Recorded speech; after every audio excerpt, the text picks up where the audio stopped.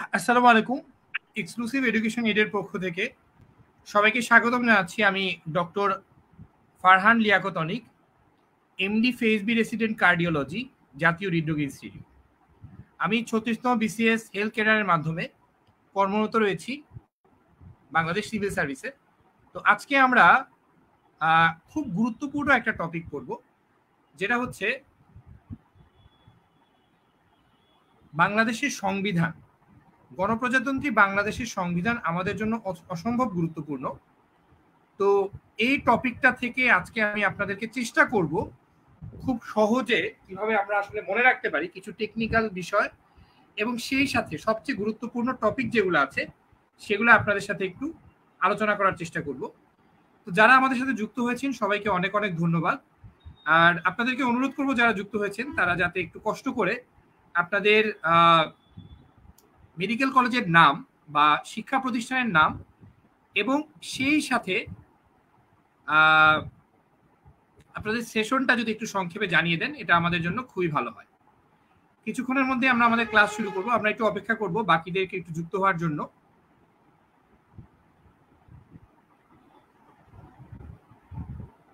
আমাদের আজকের ক্লাসের টপিক হচ্ছে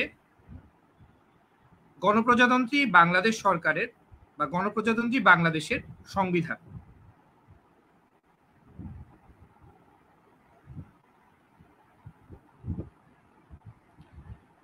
আমরা কিছুক্ষণের মধ্যেই শুরু করতে যাচ্ছি। আমরা আমাদের পিডিএফ থেকে একটু পড়ার চেষ্টা করব।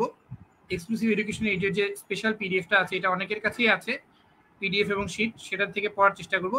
এছাড়া আমরা মূল যে সংবিধান আছে সেটা থেকে একটু দেখার চেষ্টা করব। তাহলে আমাদের দুই ধরনের প্রিপারেশনই হয়ে যাবে। তো যারা যুক্ত হয়েছে প্লিজ অনুরোধ করব আপনাদেরকে, আপনারা একটু কষ্ট করে আপনাদের মেডিকেল কলেজের নাম বা শিক্ষা প্রতিষ্ঠানের নাম এবং সেশনটা একটু উল্লেখ করবেন।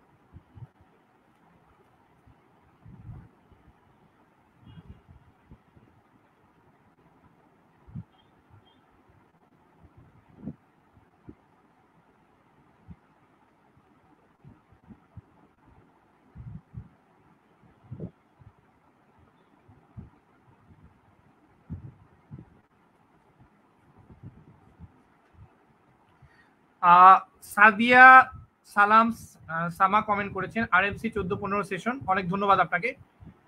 বাকি যারা দেখছেন সবাইকে অনুরোধ করব প্লিজ একটু কষ্ট করে আপনাদের মেডিকেল কলেজের নাম এবং সেশন আমাদের সাথে একটু কমেন্ট বক্সে জানিয়ে দিলে এটা খুবই ভালো হয় আমাদের জন্য। এবং সংবিধান থেকে আপনারা জানেন যে 3টা প্রশ্ন অবশ্যই থাকবে। 3টা প্রশ্ন সংবিধান থেকে অবশ্যই থাকবে এবং সংবিধান থেকে কিন্তু কমন পড়ে। দেখেন, সাধারণ জ্ঞান যে অংশটা আছে, মানে বাংলাদেশ বিষয়াবলী 30 আর আন্তর্জাতিক বিষয়াবলী 20, এর মধ্যে কিছু কিছু টপিক আছে যেখান থেকে প্রশ্ন আপনি কমন পাবেন, যেমন মুক্তিযুদ্ধ বা বাংলাদেশের অভ্যুদয় বিষয়াবলী, যেমন সংবিধান, যেমন ইন্টারন্যাশনালের মধ্যে ইন্টারন্যাশনাল যে ইনস্টিটিউশনগুলো আছে বা ইন্টারন্যাশনাল যে অর্গানাইজেশনগুলো আছে সেগুলো থেকে কমন পাবেন। কারণ দেখেন, সাধারণ জ্ঞান তো একটা বিশাল সমুদ্র, তাই না? সাধারণ জ্ঞানে পড়ার আসলে কোনো শেষ নাই। সেক্ষেত্রে আপনাকে স্পেসিফিক ভাবে এমন কিছু টপিক আছে যেগুলো থেকে আপনার প্রশ্ন কমন পড়বেই, সেগুলো অবশ্যই সবার আগে ভালোভাবে পড়তে হবে। এর মধ্যে খুবই গুরুত্বপূর্ণ হচ্ছে সংবিধান। আমি বলবো সংবিধান যারা ভালো করে পড়বেন তারা সংবিধানের 3টা প্রশ্নের 3টা প্রশ্নই পারবেন, এটা আশা করা যায়।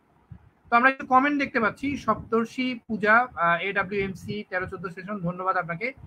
আবু বকর বিন সাইদ বিএনসি থেকে 13-14 সেশন, কেএমসি থেকে ফারজানা ইয়াসমিন সুমি কমেন্ট করেছেন 14-15 সেশনে। আকলিমা আক্তার নিতু SIMC 14-15 সেশন, অনেক ধন্যবাদ আপু আপনাকে। সঞ্জিদা তন্ময় কমেন্ট করেছেন 14-15 সেশন আরএমসি, অনেক ধন্যবাদ। যারা যুক্ত হয়েছেন সবাইকে অনেক অনেক ধন্যবাদ জানাচ্ছি। আর যারা কমেন্ট করেছেন তাদেরকে আরো স্পেশাল ধন্যবাদ জানাতে চাই। আর ইনশাল্লাহ আমরা আজকে ক্লাসটা ইন্টারেক্টিভ ভাবে নেওয়ার চেষ্টা করব। আমি যে জিনিসগুলো পড়াবো, দেখেন আমাদের কিন্তু সংবিধানে বোঝার কিছু নাই, কিছু কিছু জিনিস বোঝার আছে, সেটা আমি আপনাদেরকে বলে দিব। সংবিধানের যে ওরিয়েন্টেশনটা আপনাদেরকে বুঝতে হবে, শুরু হয়েছে কিভাবে, শেষ হয়েছে কিভাবে। সেই সাথে আপনাদের জন্য যেটা সবচেয়ে বেশি গুরুত্বপূর্ণ সেটা হচ্ছে সংবিধানের ইম্পর্টেন্ট কি কি অংশ আছে এবং কোন কোন অংশগুলো আমাদেরকে মনে রাখার চেষ্টা করতে হবে, সেটা আসলে আপনাদেরকে বুঝতে হবে এবং সেই অনুযায়ী পড়াশোনা করতে হবে। কাইন্ড অফ আসলে এখানে মুখস্থ পড়াশোনা বেশি, আমরা চেষ্টা করব বেশ কিছু টেকনিক অ্যাপ্লাই করার মাধ্যমে এগুলো একটু করে ফেলতে। রুবিনা পারভিন, রুবিনা কমেন্ট করেছেন SZMCH থেকে 14-15 সেশন। আপু আপনাকে ধন্যবাদ। আমরা ক্লাসটা শুরু করে দিব, 2-1 মিনিটের মধ্যে শুরু করে দিব। আমরা আসলে অনেকেই দেখছি যুক্ত হচ্ছেন, কিন্তু সবাই আসলে কমেন্ট করছেন না। একটু কমেন্ট করে জানিয়ে দিবেন আপনার মেডিকেল কলেজের নাম এবং সেশনটি। আর অবশ্যই আমি ক্লাসে ফাঁকে ফাঁকে আপনাদেরকে চেষ্টা করব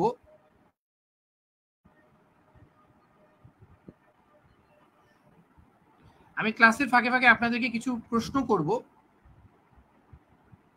এবং সেই প্রশ্নগুলোর উত্তর আপনারাই দিবেন। মানে যে জিনিসগুলো পড়াবো সেখান থেকেই আমি মাঝে মাঝে প্রশ্ন করব, সেগুলোর উত্তর আপনারা দিবেন। এবং আশা করছি আপনারা যদি ক্লাসে একটু মনোযোগী থাকেন তাহলে অবশ্যই আপনারা সঠিক উত্তর দিতে পারবেন।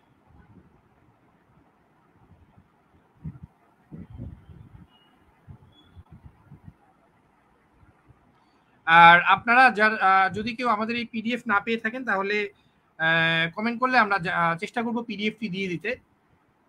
2টা পিডিএফ আছে, একটা হচ্ছে গণপ্রজাতন্ত্রী বাংলাদেশের সংবিধানের পিডিএফ সম্পূর্ণটা, এবং আরেকটা পিডিএফ হচ্ছে আমাদের যে স্পেশাল বাংলাদেশ বিষয়াবলীর আমাদের যে স্পেশাল পিডিএফটা আছে এক্সক্লুসিভ এডুকেশন এইডের, সেই পিডিএফটা।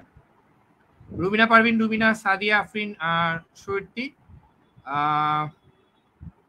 শাকিল আহমেদ কমেন্ট করেছেন। ধন্যবাদ আপনাদেরকে আমাদের সাথে থাকার জন্য।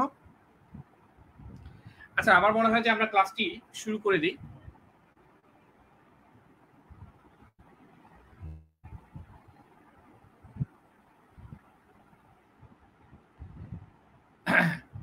গণপ্রজাতন্ত্রী বাংলাদেশের সংবিধান মূলত আমাদের পিডিএফ থেকে। আর সংবিধান কিন্তু একটা বই, হ্যাঁ, মানে বাংলাদেশের সর্বোচ্চ আইন হচ্ছে সংবিধান, এবং এটা আসলে পুরোপুরি আমাদের সবগুলা সেগমেন্ট বা প্রত্যেকটা অংশ মুখস্থ করা বা মনে রাখা আমাদের পক্ষে সম্ভব না। সেক্ষেত্রে আমরা চেষ্টা করব সবচেয়ে গুরুত্বপূর্ণ অংশগুলো আইডেন্টিফাই করতে এবং রিলেটেড জিনিসগুলা যেগুলা মনে রাখতেই হবে সেগুলা আপনাদেরকে বলে দিতে এবং মনে রাখার টেকনিকগুলো বলে দিতে। আফসানা বাসার কমেন্ট করেছেন, ভাইয়া পিডিএফ পাইনি। আচ্ছা, ধন্যবাদ কমেন্ট করার জন্য। আমরা চেষ্টা করব পিডিএফটা আপনাকে ইনবক্স করে দিতে। আর যারা পিডিএফ পাননি তারা একটু কমেন্টে জানাতে পারেন, আমরা আপনাদেরকে দিয়ে দেওয়ার চেষ্টা করব। আচ্ছা, দেখেন এখানে প্রত্যেকটা লাইন ইম্পর্টেন্ট। আমাদের এখানে লাইনগুলো আবার বোল্ড করে দেওয়া আছে। দেখেন, বাংলাদেশের সাংবিধানিক নাম হচ্ছে গণপ্রজাতন্ত্রী বাংলাদেশ, পিপলস রিপাবলিক। এখানে যে বাংলা বিভিন্ন এই নামটা থাকবে, গণপ্রজাতন্ত্রী Bangladesh, people's republic of Bangladesh. গণপ্রজাতন্ত্রী বাংলাদেশের সর্বোচ্চ আইন হলো সংবিধান। সর্বোচ্চ আইন হচ্ছে সংবিধান। দেখেন, রাষ্ট্র পরিচালনার জন্য প্রত্যেকটা রাষ্ট্রে কিছু নির্দিষ্ট বিধিবিধান বা আইন থাকে। এই বিধিবিধানকে রাষ্ট্রের সংবিধান বা আইন বলে। সংবিধান হচ্ছে রাষ্ট্রের মূল সর্বোচ্চ আইন। এখন দেখেন, একটা রাষ্ট্র পরিচালনার জন্য বেশ কিছু নিয়ম কানুন থাকে, তাই না? বেশ কিছু নিয়ম কানুন বা আইন থাকে। তো এই আইনের মধ্যে সর্বোচ্চটা হচ্ছে সংবিধান। মানে আমাদের দেশে বা আমাদের রাষ্ট্রে যতগুলো আইন আছে সবগুলার উৎস বলা যায় হচ্ছে সংবিধানকে। বিশ্বের সবচেয়ে বড় সংবিধান হচ্ছে ভারতের, সবচেয়ে ছোট সংবিধান হচ্ছে যুক্তরাষ্ট্রে। এই কথাগুলো ইম্পর্টেন্ট, সবাই খেয়াল রাখবেন। আমি কিন্তু আপনাদেরকে পরবর্তীতে জিজ্ঞেস করব। এই দেখেন, এটা একটা গুরুত্বপূর্ণ ইনফরমেশন। সবচেয়ে বড় সংবিধান ভারতের আর সবচেয়ে ছোট সংবিধান হচ্ছে যুক্তরাষ্ট্রের। আচ্ছা, সংবিধানকে 2 ভাগে ভাগ করা যায়। অনেকে কমেন্ট করেছেন পিডিএফ পাননি।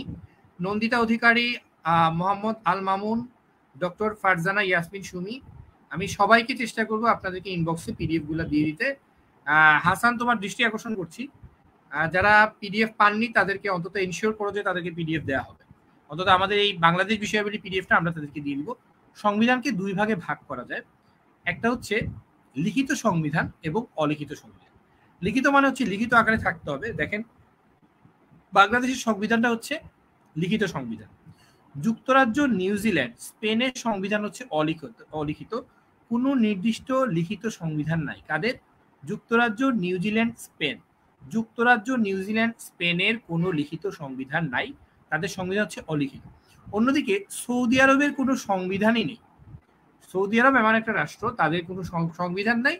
তাদের রাষ্ট্র চলে, তাদের যে রয়্যালটি বা মোনার্কি, মানে যেহেতু সৌদি আরবে রাজতন্ত্র রয়েছে, তো রাজতন্ত্রের নিয়ম অনুযায়ী তাদের দেশ চলে। আচ্ছা, এছাড়া সংশোধনের ভিত্তিতে সংবিধান দুই ধরনের: সুপরিবর্তনীয় সংবিধান, দুষ্পরিবর্তনীয় সংবিধান।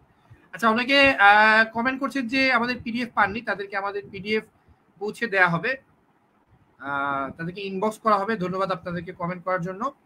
জুনায়েদ বাগদাদি বলেছেন এসওএমসি 15-16 সেশনে পিডিএফ প্লিজ। আর আমাদের হাসান বলেছে যারা পিডিএফ পাননি, ক্লাস শেষ হলে আমরা পিডিএফ দিয়ে দিব ইনশাল্লাহ।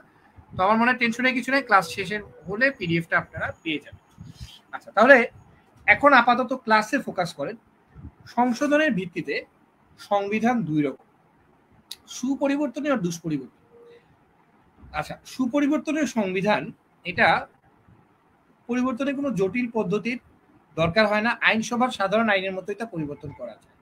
দেখেন, আইনসভায় যখন কোনো একটা আইন উত্থাপিত হয় এবং সেই আইনটা পাস হয় সংসদের সাধারণ নিয়ম অনুযায়ী, ঠিক সেভাবে সুপরিবর্তনের সংবিধানের ক্ষেত্রে এটা খুব সহজে পাস হয়ে যায়। আর অন্যদিকে দুষ্পরিবর্তনীয় সংবিধান, এটা পরিবর্তন করা বেশ জটিল এবং বিশেষ পদ্ধতির প্রয়োজন হয়। যেমন বাংলাদেশের সংবিধানের ক্ষেত্রে এর কোনো অংশ পরিবর্তন করতে হলে সংসদ সদস্যদের 2/3 সদস্যের সমর্থন প্রয়োজন হয়। খুব ইম্পর্টেন্ট কথা। দেখেন, এখানে আমরা কয়েকটা জিনিস জানতাম। একটা হচ্ছে সংবিধান মূলত দুই ধরনের আছে, লিখিত অলিখিত। আবার সংশোধনের উপর ভিত্তি করে সংবিধান দুই রকম, একটা হচ্ছে সুপরিবর্তনীয় আর একটা হচ্ছে দুষ্পরিবর্তনীয়। তো বাংলাদেশের সংবিধান হচ্ছে দুষ্পরিবর্তনীয়।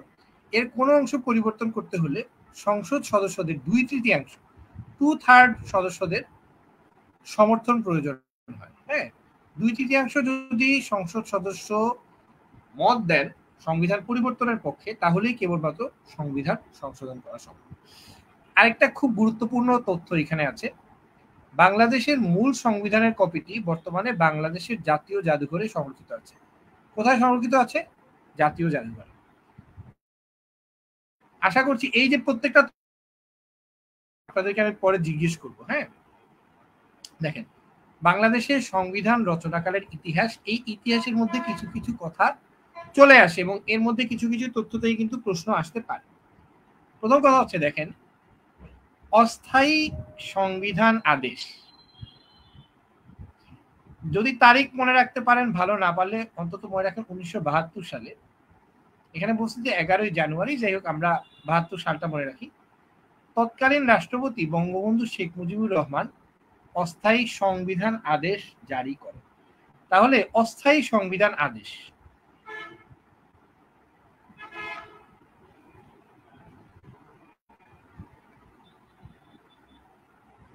এটা কে দিয়েছেন? বাংলাদেশের রাষ্ট্রপতি, তৎকালীন রাষ্ট্রপতি বঙ্গবন্ধু শেখ মুজিবুর রহমান। হ্যাঁ, এবং এটা তারিখটা পারলে মনে রাখেন 1972 সালের 11ই জানুয়ারি। পরবর্তীতে 1972 সালের 23 মার্চ গণপ্রজাতন্ত্রী বাংলাদেশের তৎকালীন রাষ্ট্রপতি, 23 মার্চ কিন্তু তখন আর বঙ্গবন্ধু রাষ্ট্রপতি না, তৎকালীন রাষ্ট্রপতি বিচারপতি আবু সাইদ চৌধুরী গণপরিষদ আইন জারি করেন। হ্যাঁ, সংবিধান রচনার উদ্দেশ্যেই গণপরিষদ গঠন করা হয়। তাহলে সংবিধান রচনার উদ্দেশ্যে গণপরিষদ আইন, এটা খেয়াল রাখতে হবে। দেখেন, এই দুইটা কিন্তু আলাদা জিনিস। একটা হচ্ছে অস্থায়ী সংবিধান আদেশ, আর একটা হচ্ছে গণপরিষদ আইন। তাহলে গণপরিষদ আইন এটা জারি করেছেন কে? বিচারপতি আবু সাইদ চৌধুরী। দেখেন, গণপরিষদ আইন জারি করেছেন কে? আবু সাইদ চৌধুরী। এটা হচ্ছে সংবিধান আদেশ, এটা হচ্ছে গণপরিষদ আইন। গণপরিষদ কি? কাইন্ড অফ পার্লামেন্ট, তাই না? Kind of parliament. আচ্ছা, এখন দেখেন, তখন তো বাংলাদেশের সংবিধান ছিল না, তো এই সংবিধান রচনার উদ্দেশ্যে গণপরিষদ গঠন করা হয়। গণপরিষদ কাইন্ড অফ সংসদের মতো, ধরে রাখেন এটা আমাদের সংসদের মতো। তখন তো বাংলাদেশের সংসদ ছিল না। আপনারা জানেন যে মুক্তিযুদ্ধের আগে 1970 সালে পাকিস্তান আমলে দুইটা ইলেকশন হয়েছিল। 1970 সালে 7ই ডিসেম্বর এবং 17ই ডিসেম্বর যথাক্রমে জাতীয় পরিষদ প্রাদেশিক পরিষদের নির্বাচন অনুষ্ঠিত হয় এবং 17 জানুয়ারির উপনির্বাচনে পূর্ব পাকিস্তান হতে নির্বাচিত সদস্যগণ গণপরিষদের সদস্য বলে পরিগণিত হন। মূলত এই যে জাতীয় পরিষদের নির্বাচন হয় 7 ডিসেম্বর 1970 আর প্রাদেশিক পরিষদের নির্বাচন হয় 17 ডিসেম্বর 1970। এই দুইটা ইলেকশন, মূলত এই দুইটা ইলেকশনে যারা বিজয় লাভ করেছিলেন এটা কিন্তু মুক্তিযুদ্ধের আগের কাহিনী, ওই সদস্যরাই গণপরিষদের সদস্য বলে পরিগণিত। এখন কথা হচ্ছে কেন, কারণ হচ্ছে ভাই তখন তো বাংলাদেশে ওইরকম ভাবে কোনো ইলেকশন হয় নাই, তাহলে আমরা একটা দেশ চালাবো কিভাবে, একটা পার্লামেন্ট কিভাবে তৈরি করবো? হ্যাঁ, তখন তো আমাদের কোনো কিছুই ছিল না। এখন যেমন ধরেন বাংলাদেশের যে কোনো আইন তৈরি করেন কারা, বাংলাদেশের সংসদ সদস্যরা মিলে, মানে বাংলাদেশের পার্লামেন্ট। তখন তো গণপরিষদ বলে কিছু ছিল না। এই জন্য 1970 সালের ইলেকশনে, মানে ওই ইলেকশনে আমরা তো জিতেছিলাম, তাই না?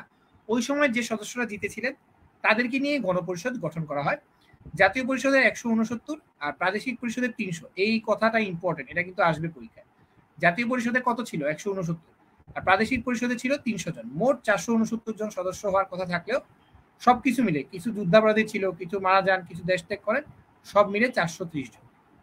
তাহলে এখানে কয়েকটা তথ্য আমি আবারও রিভিউ করছি, দেখেন। প্রথম কথা হচ্ছে অস্থায়ী সংবিধান আদেশ, এটা দেন কে? বঙ্গবন্ধু শেখ মুজিবুর রহমান। আর গণপরিষদ আইন জারি করেন কে? আবু সাইদ। মনে থাকবে, এই দুইটা মনে রাখতে হবে, একটা 11 জানুয়ারি আর একটা 23 মার্চ। হ্যাঁ, আর পরবর্তীতে গণপরিষদ গঠিত হয়। গণপরিষদের মোট সদস্য ছিলেন 430 জন। এটা খুব ইম্পর্টেন্ট। আর আরেকটা একটু একটু মনে রাখতে, এখানে একটা তথ্য বলছে, যা স্বাধীনতা ইশতেহার ঘোষণা করা হয় 3 মার্চ 1971। এই তথ্যটা এটার জন্য, এখানের জন্য ইম্পর্টেন্ট না, কিন্তু ওভারঅল ইম্পর্টেন্ট। তাহলে বাংলাদেশের গণপরিষদে সদস্য কতজন ছিল? 430 জন। এই কথাটা ইম্পর্টেন্ট। চলে আসি সংবিধানের মূলনীতি। দেখেন, এটা হচ্ছে 1972 সালে যে সংবিধান ছিল, এটার মূলনীতি চারটা: ধর্মনিরপেক্ষতা বা সেকুলারিজম, জাতীয়তাবাদ, গণতন্ত্র, সমাজতন্ত্র। এটা কিন্তু এখনো বাংলাদেশের এখনকার যে সংবিধান, এইটারও মূলনীতি কিন্তু এগুলা। এই চারটা মূলনীতি কিন্তু পরবর্তীতে সংশোধনের মাধ্যমে আবার ফিরিয়ে আনা হয়েছে। চারটা মূলনীতি কি? ধর্মনিরপেক্ষতা, জাতীয়তাবাদ, এটা কিন্তু বাঙালি জাতীয়তাবাদ, গণতন্ত্র, সমাজতন্ত্র। যদিও বাংলাদেশ কিন্তু সমাজতান্ত্রিক রাষ্ট্র নয়, মনে রাখবেন কিছু কিছু কন্ট্রোভার্সি আছে। ধর্মনিরপেক্ষতা কন্ট্রোভার্সি থাকলেও বাংলাদেশের রাষ্ট্রধর্ম এখন পর্যন্ত ইসলাম রয়ে গেছে। জাতীয়তাবাদ, এখানে বাঙালি জাতীয়তাবাদ, বাঙালি জাতীয়তাবাদ। গণতন্ত্র তো অবশ্যই আছে, ডেমোক্রেসি, বাংলাদেশ একটা ডেমোক্রেটিক রাষ্ট্র। আর অন্যদিকে সমাজতন্ত্র কিন্তু আসলে বাংলাদেশের সমাজতন্ত্র বলতে যেটা বোঝায়, হ্যাঁ, সোশ্যালিজম বা কমিউনিজম, এটা আসলে বাংলাদেশে ওইভাবে নাই। মূলত বাংলাদেশ একটা গণতান্ত্রিক দেশ। আচ্ছা, এই যে এখানে কয়েকটা তথ্য খুব ইম্পর্টেন্ট, খুবই ইম্পর্টেন্ট, এগুলা মনে রাখতে হবে। গণপরিষদের প্রথম অধিবেশন বসে 10 এপ্রিল 1972 সালে। গণপরিষদের প্রথম অধিবেশন বসে 10 এপ্রিল 1972, মনে থাকবে। ওই যে গণপরিষদ, ভাই তাহিরা মুর্তজা বলেছেন গণপরিষদের সদস্য কত? এই যে গণপরিষদের সদস্য ছিল 430 জন। 430 গণপরিষদের সদস্য 430 জন। গণপরিষদের প্রথম অধিবেশন বসে 10 এপ্রিল 1972 সালে। গণপরিষদের প্রথম স্পিকার ছিলেন শাহ আব্দুল হামিদ, প্রথম ডেপুটি স্পিকার ছিলেন মোহাম্মদ উল্লাহ। খুবই ইম্পর্টেন্ট, এখানে তিনটা জিনিস। প্রথম কথা হচ্ছে দেখেন, স্পিকার, প্রথম স্পিকার শাহ আব্দুল হামিদ। আচ্ছা, গণপরিষদ হচ্ছে ওই সময়ের পার্লামেন্ট, ওই সময়ের সংসদ। গণপরিষদ হচ্ছে ওই সময়ের সংসদ, ওই সময়ের সংসদ। আচ্ছা, একটু ধৈর্য ধরবেন, আমার একটু নেটওয়ার্কের প্রবলেম হচ্ছে, আমি এটা ঠিক করছি।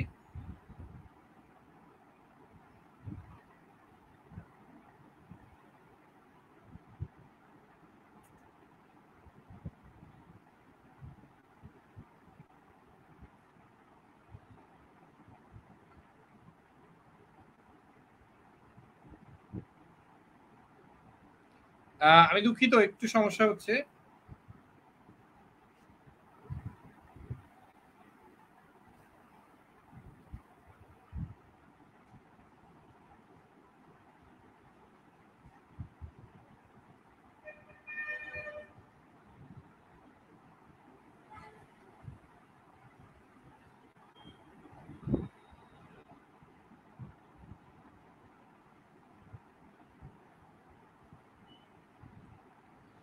আচ্ছা, আমি একটু দুঃখিত, এখানে গণপরিষদের সদস্য সংখ্যা 430 না, আসলে এটা 403 হবে।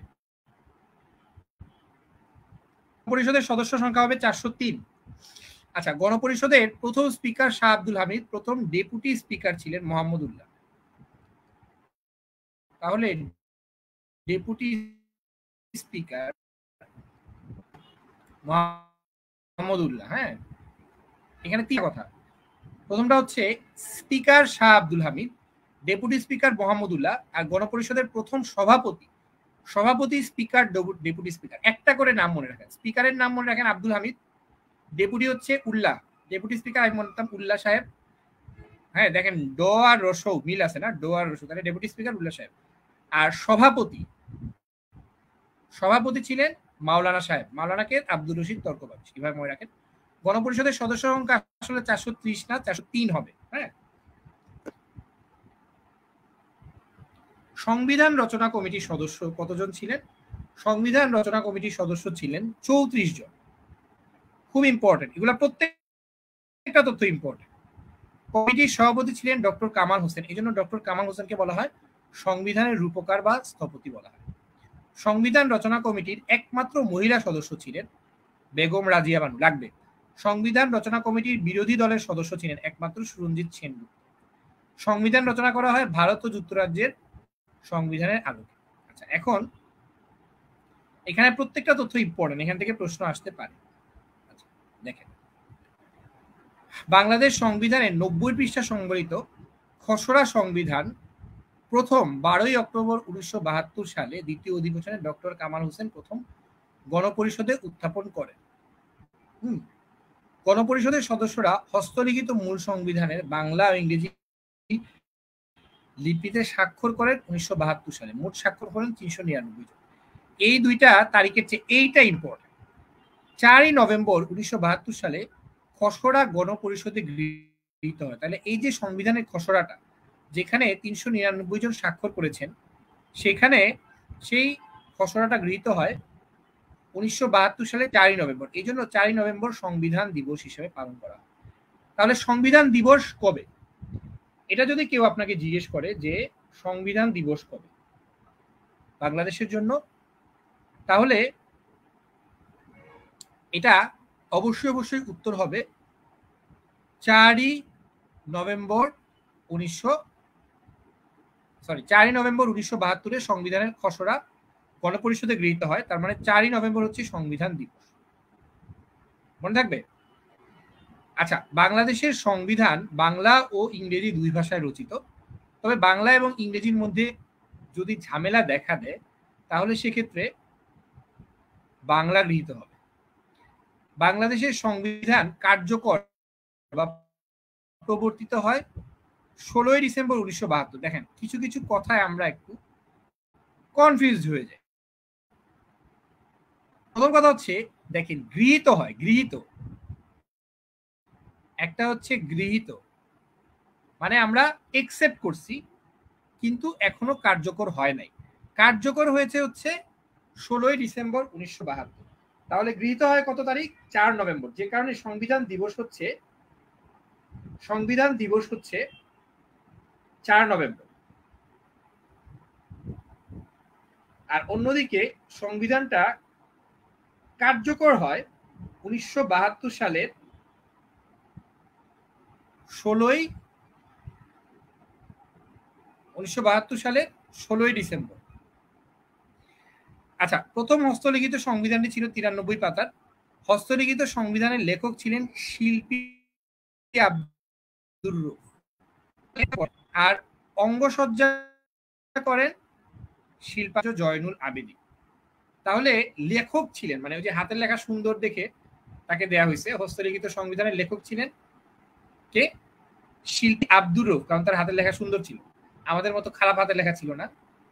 আর হস্তলিখিত সংবিধানটির অঙ্গসজ্জা করেন শিল্পাচার্য জয়নুল আবেদিন। আবার দেখেন, গণপরিষদ সদস্যরা হস্তলিখিত মূল সংবিধানের বাংলা ও ইংরেজিতে লিপিতে স্বাক্ষর করেন 14 এটা যদি মনে রাখতে পারেন রাখেন, ওইটা দরকার নেই। স্বাক্ষর করেন কতজন, এরা মনে রাখতে হবে। হ্যাঁ, আচ্ছা, আবার আমরা একটু রিভিউ করি, এখানে বেশ কয়েকটা ইনফরমেশন আছে। আবার আমরা একটু পড়ি এবং পরবর্তীটা আমি আপনাদেরকে জিজ্ঞেস করি। দেখেন, গণপরিষদের প্রথম অধিবেশন মানে বসে 10 এপ্রিল 1972 সালে। প্রথম স্পিকার ছিলেন শাহ আব্দুল হামিদ, স্পিকার হামিদ ভাই ছিলেন স্পিকার। এর সাথে একটা আকারগত মিল আছে, তাহলে ডেপুটি স্পিকার হচ্ছে মোহাম্মদ উল্লাহ। আর সভাপতি ছিলেন তর্ক বাগিশ, তিনি শুধু তর্ক করতেন। সভাপতি সাহেবের কাজ ছিল তর্ক করা, তাই না? গণপরিষদের সদস্য সংখ্যা 403। সংবিধান রচনা কমিটির সদস্য ছিলেন 34 জন, যার মধ্যে সভাপতি ছিলেন কে?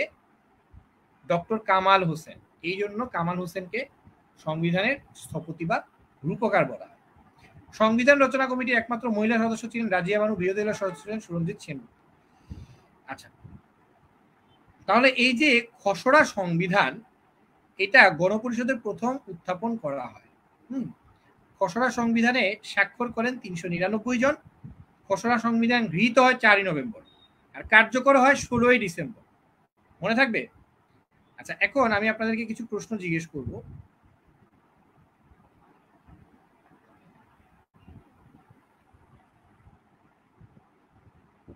এই প্রশ্নগুলোর উত্তর আপনারা দেওয়ার চেষ্টা করেন। আমি যা যা পড়িয়েছি এখান থেকে দেখি আপনারা কতটুকু মনে আছে। হ্যাঁ, আমাদের একটু রিক্যাপ করার চেষ্টা করি আমরা যে কি কি আমরা পড়িয়েছি। হ্যাঁ,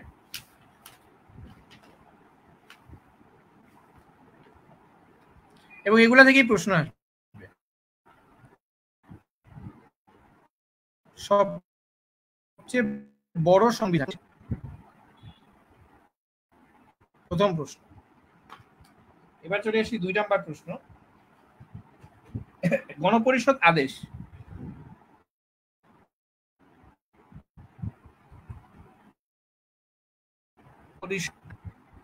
জারি করেন কে? আর 3 নাম্বার হচ্ছে সংবিধান রচনা কমিটির সদস্য কতজন ছিলেন? সরি,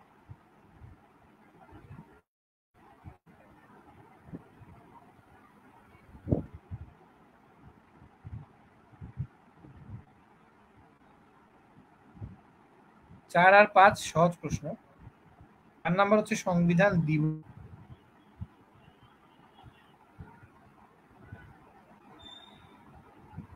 আর 5 নাম্বার প্রশ্ন হচ্ছে সংবিধানের লেখক কে ছিলেন? হস্তলিখিত।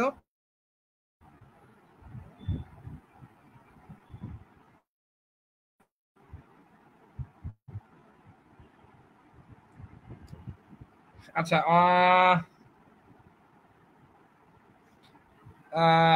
আরজুমান জাহান মিম কমেন্ট করেছেন, ইমদাদ ফরহাদ কমেন্ট করেছেন, সারমিন সারা, মোহাম্মদ মুকুল কমেন্ট করেছেন, ইসরাত জাহান ইসরাত 3টা প্রশ্নের উত্তর সঠিক দিয়েছেন। তার সংবিধান রচনা কমিটির সদস্য কতজন? আরজুমান জাহান মিম, সাদিয়া সালাম সামা কমেন্ট করেছেন, ইসরাত জাহান ইসরাত কমেন্ট করেছেন, রুবিনা পারভিন, সাদিয়া সালাম সামা সবগুলো প্রশ্নেরই সঠিক উত্তর দিয়েছেন। আচ্ছা, সপ্তর্ষি পূজা 3টা প্রশ্নে 5টা প্রশ্ন করেছি, 5টা প্রশ্নেরই তিনি সঠিক উত্তর দিয়েছেন। অনেক ধন্যবাদ। সংবিধান রচনা কমিটির সদস্য, গণপরিষদের সদস্যরা কিন্তু এটা হচ্ছে সংবিধান রচনা কমিটির সদস্য কতজন? সপ্তর্ষি পূজা, আপনি একটা প্রশ্নের উত্তর ভুল দিয়েছেন। আহমেদ তাজনিয়া শতাব্দী সবগুলো প্রশ্নের সঠিক উত্তর দিয়েছেন। অনেক ধন্যবাদ। মারুফা সুলতানা 3টা প্রশ্নের সঠিক উত্তর দিয়েছেন। শারাফ তাবাসসুম মুরমি 5টা প্রশ্নের সঠিক উত্তর দিয়েছে। আলিশা রহমান, নুসরাত মেহজাবিন 3 নাম্বার প্রশ্ন কি ছিল? 3 নাম্বার প্রশ্ন ছিল সংবিধান রচনা কমিটির সদস্য কতজন? আপনি 403 জন ভুল দিয়েছেন। আফসানা বাসার 5টা প্রশ্নের সঠিক উত্তর দিয়েছেন। কনকলতা কণা, ডক্টর কনকলতা কণা, হ্যাঁ সবগুলো সঠিক উত্তর দিয়েছেন। নন্দিতা অধিকারী, অনেক ধন্যবাদ, সঠিক উত্তর দিয়েছেন। মারুফা সুলতানা যেগুলো দিয়েছেন সঠিক উত্তর, অনেক ধন্যবাদ। তাহলে আপনারা কিন্তু খুব গুরুত্বপূর্ণ বেশ কিছু প্রশ্নের সঠিক উত্তর দিয়েছেন এবং এগুলা থেকে কিন্তু প্রশ্ন আসবেই, এগুলা থেকে প্রশ্ন আসবেই, কোনো বিষয়। মর্জিনা আক্তার উত্তর দিয়েছেন, সানজিদা তন্ময় উত্তর দিয়েছেন, সঠিক উত্তর।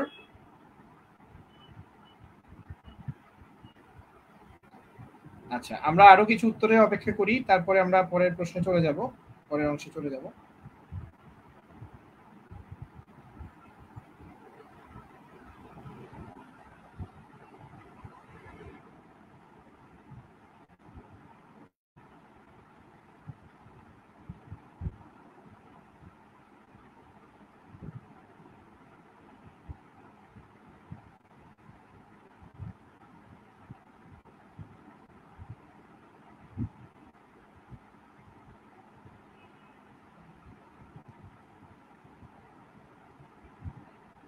আমি সঠিক উত্তরের জন্য দেখছি নাদিয়া সুলতানা মুন্নি কমেন্ট করেছেন, অনেক ধন্যবাদ। সঠিক উত্তর।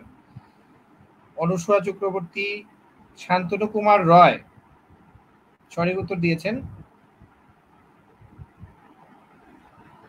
আচ্ছা, সাদিয়া আফরিন শর্তি সঠিক উত্তর দিয়েছেন, ধন্যবাদ। তাহলে আমরা চলেন, আমরা তাহলে পরের অংশে চলে যাই। তাহলে দেখেন আপনাদের কিন্তু মোটামুটি মনে আছে, ভেরি গুড, এটা খুবই ভালো লক্ষণ যে আপনারা পড়াশোনা মনে থাকছে আপনাদের।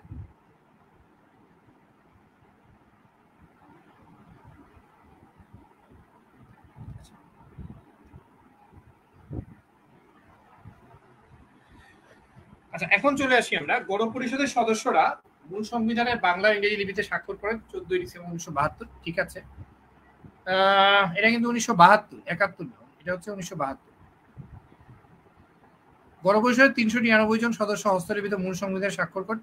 স্বাক্ষর সহ মোট খসড়া সংবিধানটি হয় 108 পৃষ্ঠার নাটিক, এটা হচ্ছে পাতা, হ্যাঁ 108 পাতা। আচ্ছা, একমাত্র বিরোধী দলীয় সদস্য সুরঞ্জিত সেনগুপ্ত ছিলেন, তিনি কিন্তু স্বাক্ষর করেননি। হ্যাঁ, এটা মনে রাখবেন। বাংলাদেশের সংবিধান গৃহীত হওয়ার সময় রাষ্ট্রপতি ছিলেন কে? আবু সাইদ চৌধুরী। এটা খুব ইম্পর্টেন্ট। কিন্তু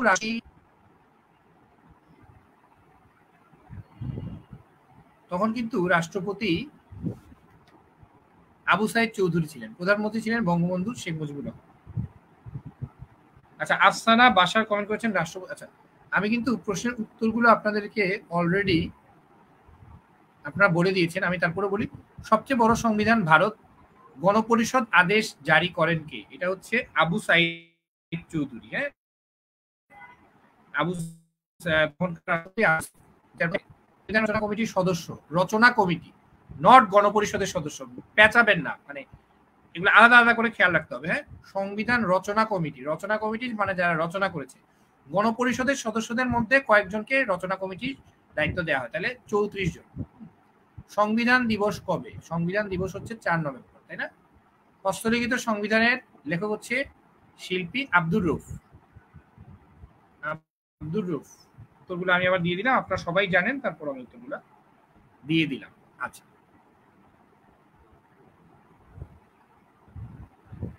চলেন আমরা বাকি অংশগুলো একটু দেখি। এখন এই যে দেখেন, বাংলাদেশের সংবিধান, সংবিধানের মূল কয়েকটা অংশ নিয়ে এখানে বলা আছে। বাংলাদেশের সংবিধানে 11টি অধ্যায় বা ভাগ আছে, অনুচ্ছেদ আছে 153টি। তাহলে ভাগ আছে কয়টা? 11টি। অনুচ্ছেদ 153টি। শুরু হয়েছে প্রস্তাবনা দিয়ে। শুরু হয়েছে কি দিয়ে? প্রস্তাবনা দিয়ে। এটা খুব ভালোভাবে খেয়াল রাখবেন। শুরু হচ্ছে প্রস্তাবনা, শেষ কি দিয়ে হয়েছে? সংবিধান হলো বাংলাদেশের সর্বোচ্চ আইন। বাংলা ইংরেজির মধ্যে পার্থক্য দেখা দিলে বাংলার রূপ অনুসরণীয় হয়। প্রস্তাবনা হচ্ছে একটা সংশোধনের মাধ্যমে বিসমিল্লাহির রহমানির রহিম দিয়ে শুরু। আচ্ছা, এখন আমি আপনাদেরকে একটু দেখাচ্ছি যে একটা আমাদের সংবিধানটা আমি আপনাদেরকে দেখাই। এই যে এটা হচ্ছে বাংলাদেশের সংবিধান। হ্যাঁ, একদম শুরুতে কি আছে? বিসমিল্লাহির রহমানির রহিম। তো যেটার অর্থ করা হয়েছে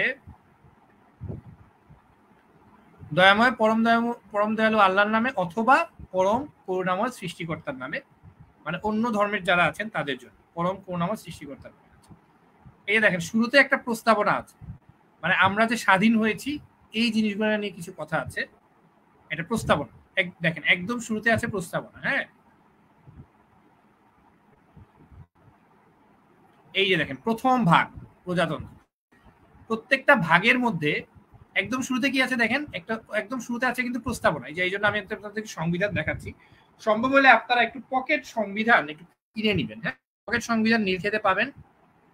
যদি এখন খুব বেশি সময় নাই আসলে এগুলো দেখার, এছাড়া আমরা আপনাদেরকে পিডিএফ দিয়ে দিব। প্রথম ভাগ হচ্ছে প্রজাতন্ত্র। হ্যাঁ, প্রজাতন্ত্র এখানে এটার আন্ডারে কিছু ডেফিনেশন দেয়া হয়েছে আর কি। হ্যাঁ, প্রজাতন্ত্রের রাষ্ট্রীয় সীমানা, রাষ্ট্রধর্ম, রাষ্ট্রভাষা, জাতীয় সঙ্গীত, হ্যাঁ, এগুলা নিয়ে কিছু কথা বলা আছে। জাতির পিতার প্রতিকৃতি, এগুলা রিসেন্টলি অ্যাড হয়েছে। রাজধানী, নাগরিকত্ব, সংবিধানের প্রাধান্য, সংবিধান বাতিল, স্থগিতকরণ ইত্যাদি অপরাধ, এগুলো অ্যাড হয়েছে। সংবিধানের মৌলিক বিধানবলী সংশোধন অযোগ্য, এগুলা নিয়ে তৈরি করা হয়েছে। দ্বিতীয় ভাগ রাষ্ট্র পরিচালনার মূলনীতি। আচ্ছা, এইভাবে সংবিধানের শুরুটা হচ্ছে প্রস্তাবনা দিয়ে, পরবর্তীতে প্রত্যেকটা ভাগের মধ্যে কিছু অনুচ্ছেদ রয়েছে। এই যে দেখেন সংখ্যা দিয়ে যেগুলো, এগুলো হচ্ছে অনুচ্ছেদ, এবং অনুচ্ছেদ দিয়ে কিন্তু প্রশ্ন আসে।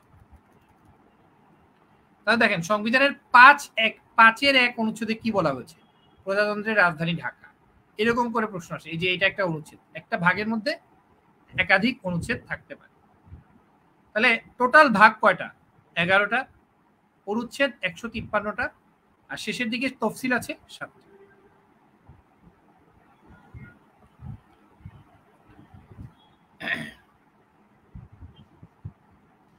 বাংলাদেশ সংবিধানে 11টি ভাগ এবং 153টি অনুচ্ছেদ রয়েছে, এটা আমরা সবাই জানি। কারণ এই 11টা ভাগ মনে রাখা একটা সূত্র আছে। আচ্ছা, এখন আমি এখানে একটু মুছে নিচ্ছি, মুছে নিলে আমার দিকে লিখতে সুবিধা হবে।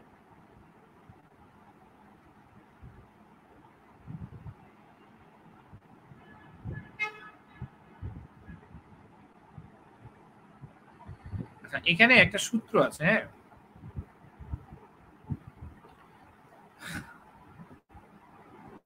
আমি সূত্রটা বলে দিচ্ছি আপনাদের কিভাবে সূত্রটা মনে রাখবেন।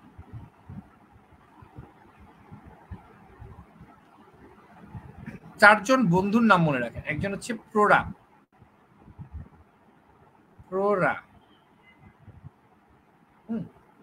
দুইজন হচ্ছে মৌনি, দুইটা মেয়ে।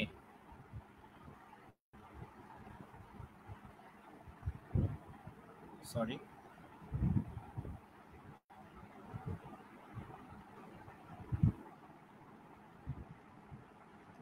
প্রোরা, মৌনি। এরপরে মনে রাখেন আবির,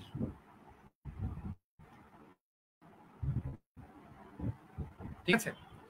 আবির পরে মনে রাখেন নিমো, আমি এইভাবে মনে রাখছি, প্রোরা, মৌনি, আবির, নিমো। হ্যাঁ, এরপরে মনে রাখেন বাজে স্বভাব।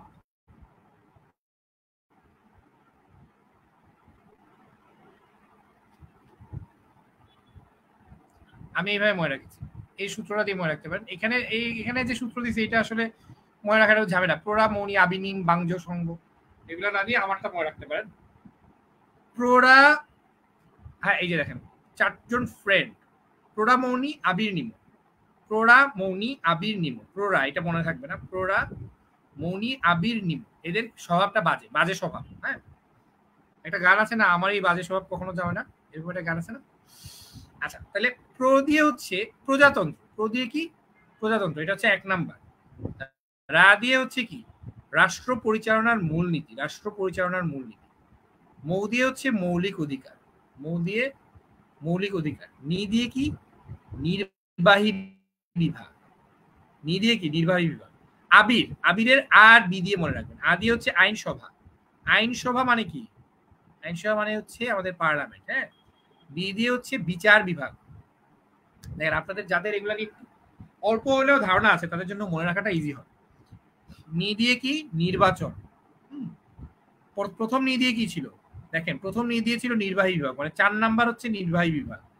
আর 7 নাম্বার নি দিয়ে কি? নি দিয়ে নির্বাচন। মনে রাখার জন্য মো দিয়ে মনে রাখবেন মহা হিসাব নিরীক্ষক ও নিয়ন্ত্রক, মহা হিসাব নিরীক্ষক ও নিয়ন্ত্রক। হ্যাঁ, আচ্ছা, বাদি হচ্ছে বাংলাদেশের কর্ম বিভাগ, এইটা একটু খেয়াল রাখতে হবে। বাংলাদেশের কর্ম বিভাগ, বাজের বাদি হচ্ছে বাংলাদেশের কর্ম বিভাগ। যে দিয়ে বাজে যে দিয়ে হচ্ছে 9 ক, জরুরি বিধানাবলী। দেখেন 9-এর মধ্যে কিন্তু 2টা ঢুকে গেছে, এখানে 12টা হয়েছে না, আসলে তো 11টা, তাহলে 9-এর মধ্যে 2টা আছে, একটা হচ্ছে বাংলাদেশের কর্মবিভাগ আর একটা বর্গীয় জ দিয়ে হচ্ছে জরুরি বিধানাবলী। হ্যাঁ, যে দিয়ে স্বভাব, স্বভাব দিয়ে 2টা মনে রাখবেন, স দিয়ে হচ্ছে সংবিধান সংশোধন, বি দিয়ে, ব দিয়ে হচ্ছে বিবিধ, সংবিধান সংশোধন আর ব দিয়ে বিবিধ, মনে থাকবে? একবার আমার সাথে রিডিং পড়েন, দেখবেন যে মনে থাকবে। আমরা আবার চলেন একবার একটু দেখি, চলেন। প্ররা মৌনি আবির নিম বাজে সভা, প্রজাতন্ত্র রাষ্ট্র পরিচালনার মূলনীতি, মৌ দিয়ে মৌলিক অধিকার, নি দিয়ে নির্বাহী বিভাগ, আ দিয়ে আইনসভা, বি দিয়ে বিচার বিভাগ। এই যে দেখেন আবির, আবিরের আ দিয়ে আইনসভা, বি দিয়ে বিচার বিভাগ, নি দিয়ে নির্বাচন, মো দিয়ে মহা হিসাব নিরীক্ষক, হ্যাঁ ও নিয়ন্ত্রক, আর বা দিয়ে হচ্ছে বাংলাদেশের কর্ম বিভাগ, 9-এর ক দিয়ে হচ্ছে জরুরি বিধানাবলী, স্বভাবের স দিয়ে মনে রাখবেন সংবিধান সংশোধন, আর ব দিয়ে বিবিধ, শেষ। আচ্ছা, এখন আমি আপনাদেরকে একটু দেখি আপনাদের কতটুকু মনে আছে, আপনারা যা পড়েছেন এর এখন হচ্ছে আপনারা একটু এটা অ্যান্সার করেন, এটা কেউ একবার লিখে অ্যান্সার করেন। কোন বিভাগে কি কি আছে? হ্যাঁ, আপনারা আমাকে এই নিচের ভাগগুলোতে, বিভাগ না বা ভাগ বলি আমরা, ভাগ,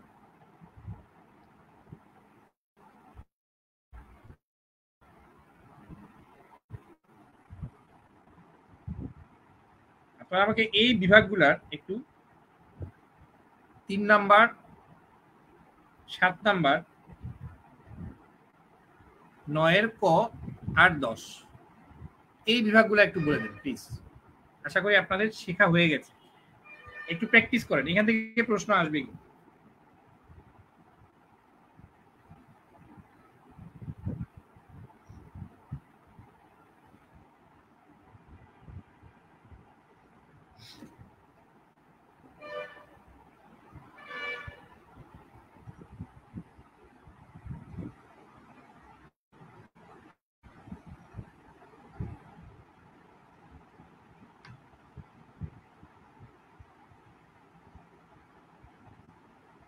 আমি এখনো উত্তর পাচ্ছি না।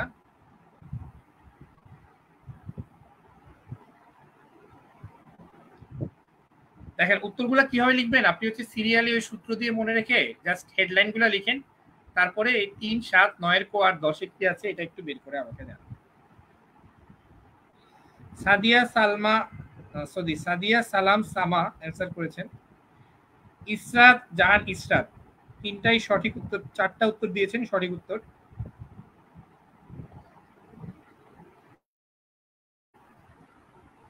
আচ্ছা, অনেক ধন্যবাদ আপনাকে। তাহিরা মুর্তাজা, আপনি 3 নাম্বার সঠিক, 7 নাম্বার সঠিক, 9-এর ক আমি বলেছি, 9-এর ক জরুরি বিধান ঠিক আছে, আর 10 নাম্বার ঠিক আছে। নাদিয়া সুলতানা মুন্নি সঠিক উত্তর দিয়েছেন। আচ্ছা, নাদিয়া সুলতানা মুন্নি 9 নাম্বারটা, আপনি 9-এর ক আর 9 এটা কিন্তু দুইটা আলাদা, মনে রাখতে হবে। 9-এর মধ্যে কিন্তু 2টা থাকবে, সূত্রের 2টা, হ্যাঁ, বাজে বাংলাদেশ কর্ম বিভাগ ঠিক আছে, আর 9-এর ক দিয়ে কি? আচ্ছা, বাকিগুলা ঠিক বলেছেন। আলিশা রহমান 9-এর ক, কিন্তু আমি শুধু 9 না, 9-এর ক।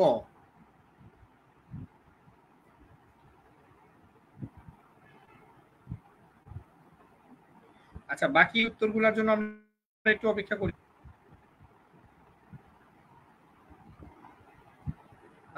বেশ কিছু উত্তর আমি দেখতে পাচ্ছি। অনুসূয়া চক্রবর্তী বেশ সুন্দর উত্তর দিয়েছেন, সবগুলা সঠিক উত্তর দিয়েছেন তিনি।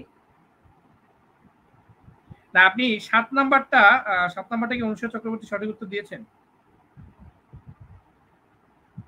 না, অনুসূয়া চক্রবর্তী 7 নাম্বার কিন্তু আপনার নির্বাহী বিভাগ না। নন্দিতা অধিকারী সবগুলা সঠিক উত্তর দিয়েছেন, ধন্যবাদ। মোহাম্মদ মুকুল সঠিক উত্তর দিয়েছেন। Afrin Nahar Tanu, very good, very good. FM Riaz Salman সঠিক উত্তর দিয়েছেন। রুবিনা পারভিন উত্তর, 2টা বলেছেন, 2টা সঠিক হয়েছে।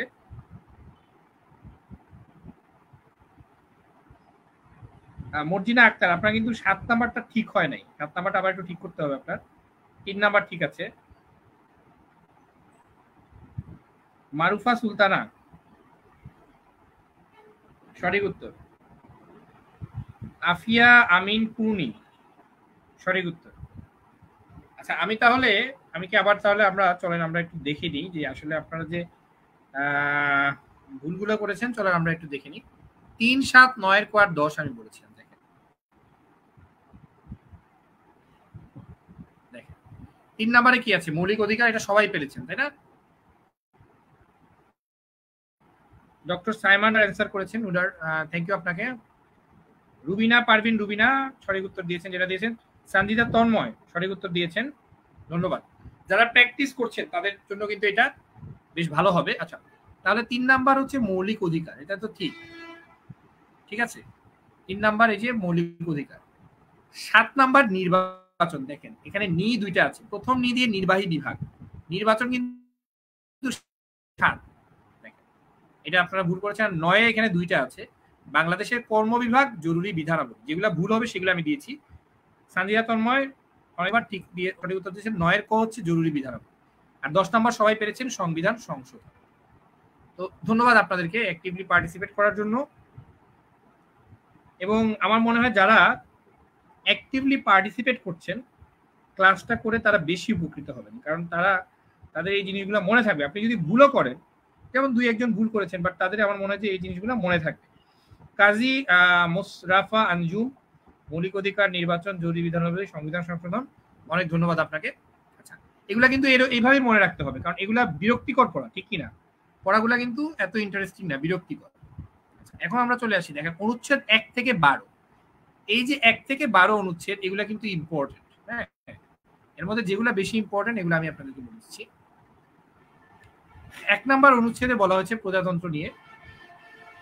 2 নাম্বার বলা হচ্ছে প্রজাতন্ত্রের রাষ্ট্রীয় সীমানা। শান্তনু কুমার রয় অ্যান্সার করেছেন, ধন্যবাদ আপনাকে, সবগুলো সঠিক উত্তর। আচ্ছা, এখন 2 এর ক রাষ্ট্রধর্ম, এটা খুব ইম্পর্টেন্ট। আমি যেগুলো বেশি ইম্পর্টেন্ট সেগুলো আলাদাভাবে বলে দিচ্ছি। 2 এর ক রাষ্ট্রধর্ম, বাংলাদেশের রাষ্ট্রধর্ম ইসলাম। হ্যাঁ, আচ্ছা, এখন রাষ্ট্রধর্ম আছে, যাই হোক। 3 হচ্ছে রাষ্ট্রভাষা, রাষ্ট্রভাষা হচ্ছে 3, এটাও ইম্পর্টেন্ট। জাতীয় সঙ্গীত, পতাকা ও প্রতীক হচ্ছে 4, এগুলো আসলে মনে রাখাটা অনেক ক্ষেত্রে কষ্ট হয়ে যায়। এই যে এটা খুব ইম্পর্টেন্ট, দেখেন জাতির পিতার প্রতিকৃতি, আমি সংবিধান থেকে আবার দেখাবো 4 ক, 4 ক। বাংলাদেশের রাজধানী ঢাকা 5 নাম্বার, নাগরিকত্ব নিয়ে 6 নাম্বার, সংবিধানের প্রাধান্য 7 নাম্বার। হ্যাঁ, মূলনীতি সমূহ ভেরি ইম্পর্টেন্ট 8 নাম্বার। হ্যাঁ, তাহলে এই 8 এর মধ্যে দেখেন এখানের মধ্যে আবার ঢুকে গেছে, এটা 9 হবে। জাতীয়তাবাদ, সমাজতন্ত্র, শোষণ মুক্তি, গণতন্ত্র ও মানবাধিকার, ধর্ম নিরপেক্ষতা ও ধর্মীয় স্বাধীনতা, এই 12টা শেষ। দেখেন এই মূলনীতিগুলো কিন্তু মনে রাখতে হবে। 8 নাম্বার অনুচ্ছেদ দিয়ে মূলনীতি হেডলাইন, আর 9 থেকে 12 পর্যন্ত মূলনীতিগুলো আছে। আসেন চলে আমরা মূল সংবিধানে ঢুকে পড়ি। আর এখানে তো সংক্ষেপে দেয়া আছে, মূল সংবিধান দেখলে আপনারা আরো ভালো বুঝতে পারবেন। এই যে দেখেন 1 থেকে 12 বেশি ইম্পর্টেন্ট, এই জন্য আমি আপনাদেরকে বলছি। যদি মনে থাকে এটা খুব মনে রাখতে পারলে খুবই ভালো। তাহলে দেখেন আমরা একদম সংবিধানের মূল সংবিধানের ভেতরে ঢুকলাম। হ্যাঁ, প্রথম ভাগের মধ্যে কি আছে? প্রজাতন্ত্র, হেডলাইন হচ্ছে প্রজাতন্ত্র, এগুলা কিন্তু হেডলাইন, আমরা যে মনে রাখতেছি এগুলা হেডলাইন। প্রথম ভাগে প্রজাতন্ত্র, এই প্রথম ভাগের মধ্যে অনেকগুলো অনুচ্ছেদ আছে। হ্যাঁ, প্রথম ভাগের মধ্যে মোটামুটি অনেকগুলো অনুচ্ছেদ আছে। এখন আমরা এই অনুচ্ছেদগুলো একটু দেখি, প্রথম ভাগের অনুচ্ছেদগুলো আমরা একটু দেখি, 1 থেকে 7 পর্যন্ত আমরা দেখবো। দেখেন প্রজাতন্ত্রে কি বলা হচ্ছে? বাংলাদেশ একটি একক, স্বাধীন ও সার্বভৌম প্রজাতন্ত্র, যা গণতন্ত্রী বাংলাদেশ হিসেবে গণপ্রজাতন্ত্রী বাংলাদেশ হিসেবে পরিচিত হইবে। প্রজাতন্ত্রের রাষ্ট্রীয় সীমানা নিয়ে কথা বলা হয়েছে। এই যে দেখেন 2 নাম্বার অনুচ্ছেদে কি আছে? প্রজাতন্ত্রের রাষ্ট্রীয় সীমানা, এরকমই কিন্তু আসে। হ্যাঁ, রাষ্ট্রধর্ম 2 এর ক, প্রজাতন্ত্রের রাষ্ট্রধর্ম ইসলাম, তবে হিন্দু, বৌদ্ধ, খ্রিস্টান সহ অন্যান্য ধর্ম পালনের রাষ্ট্র সমমর্যাদা ও সম অধিকার নিশ্চিত করিবে। রাষ্ট্রধর্ম কিন্তু 2 এর ক, এটা ইম্পর্টেন্ট। রাষ্ট্রভাষা বাংলা। জাতীয় সঙ্গীত, পতাকা ও প্রতীক। আচ্ছা, জাতীয় প্রতীকটা ইম্পর্টেন্ট। দেখেন জাতীয় প্রতীকে আমাদের কি আছে, এটা একটু খেয়াল করবেন। ওই যে 1 টাকার কয়েনে আপনারা দেখতে পাবেন আছে জাতীয় প্রতীক হইতেছে উভয় পার্শ্বে ধান্য শীর্ষ বেষ্টিত পানিতে ভাসমান জাতীয় পুষ্প শাপলা, তাহার শীর্ষদেশে পাট গাছের 3টি পরস্পর সংযুক্ত পত্র, তাহার দুই পায়ে উভয় পাশে 2টি করিয়া তারকা। এটা আপনার কাছে একটা কয়েন থাকলে এটা কয়েনের পেছনে দেখে নিতে পারেন। তাহলে কি কি আছে দেখেন, ধানের শীষ আছে, শাপলা আছে, তার একদম শীর্ষে আছে কি 3টা পাট গাছের 3টি পরস্পর পাতা সংযুক্ত পাতা, পাট গাছের পাতা আছে এবং তারকা। তাহলে বাংলাদেশের জাতীয় প্রতীকের নিচের কোনটি নেই, এরকম করে কিন্তু প্রশ্ন আসতে পারে। আচ্ছা, তাহলে এটা গেল। জাতির পিতার প্রতিকৃতি খুবই ইম্পর্টেন্ট। 4 ক, বাংলাদেশের জাতির পিতা বঙ্গবন্ধু শেখ মুজিবুর রহমানের প্রতিকৃতি কোথায় কোথায় দিতে হবে এই কথাগুলা বলা আছে। হ্যাঁ, এটা সংবিধান অনুযায়ী কিন্তু লাগাইতে হবে। আমাদের ধরেন যে সরকারি অফিসগুলোতে জাতির পিতার প্রতিকৃতি লাগানো কিন্তু বাধ্যতামূলক। হ্যাঁ, এটা সংবিধান অনুযায়ী। রাজধানী হচ্ছে 5 নম্বরে আছে, তাই না? নাগরিকত্ব, এই যে দেখেন নাগরিকত্ব নিয়ে বলা হয়েছে 6 নম্বরে। সংবিধানের প্রাধান্য বলা হয়েছে 7 নম্বরে। সংবিধান হচ্ছে সর্বোচ্চ আইন। সংবিধানের সাথে অন্য কোনো আইনের অসামঞ্জস্য হইলে সেই আইনটাই বাতিল হয়ে যাবে। সংবিধানের মৌলিক বিষয়াবলী সংশোধন অসহ্য, এই কথাটা বলা আছে। দেখেন সংবিধানের মৌলিক বিষয় বিধানাবলী যেগুলো আছে সেগুলো কিন্তু সংশোধন অযোগ্য। তার মানে পরবর্তীতে সরকার চেঞ্জ হইলেও তারা এইসব জিনিসগুলা সংশোধন করতে পারবেন না। আচ্ছা, তাহলে আমরা 7টা দেখলাম, প্রথম 7টা। দ্বিতীয় ভাগে চলে আসি। রাষ্ট্র পরিচালনার মূলনীতি কিন্তু আছে দ্বিতীয় ভাগে, ওই যে সূত্র না, প্রোডা। তাহলে রা দিয়ে হচ্ছে রাষ্ট্র পরিচালনার মূলনীতি। মূলনীতিগুলা নিয়ে বলা হয়েছে 8 নম্বরে। আর প্রত্যেকটা মূলনীতি পরের 4টা অনুচ্ছেদে ইলাবোরেশন করা হয়। তাহলে জাতীয়তাবাদ কয় নম্বরে আছে? 9। সমাজতন্ত্র শোষণ মুক্তি 10-এ, গণতন্ত্র ও মানবাধিকার আছে 11, এবং ধর্ম নিরপেক্ষতা আছে 12। এই যে খুব ইম্পর্টেন্ট, ধর্ম নিরপেক্ষতা কত নাম্বার অনুচ্ছেদে আছে? এটা হচ্ছে 12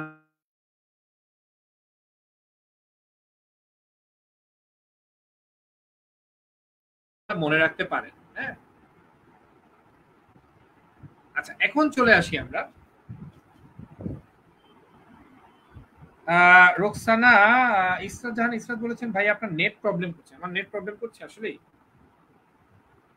আচ্ছা, আমি দুঃখিত, আমি একটু ধৈর্য ধরবেন, আমি দেখি আমার নেটের কোনো ঠিক করানো যায় কিনা।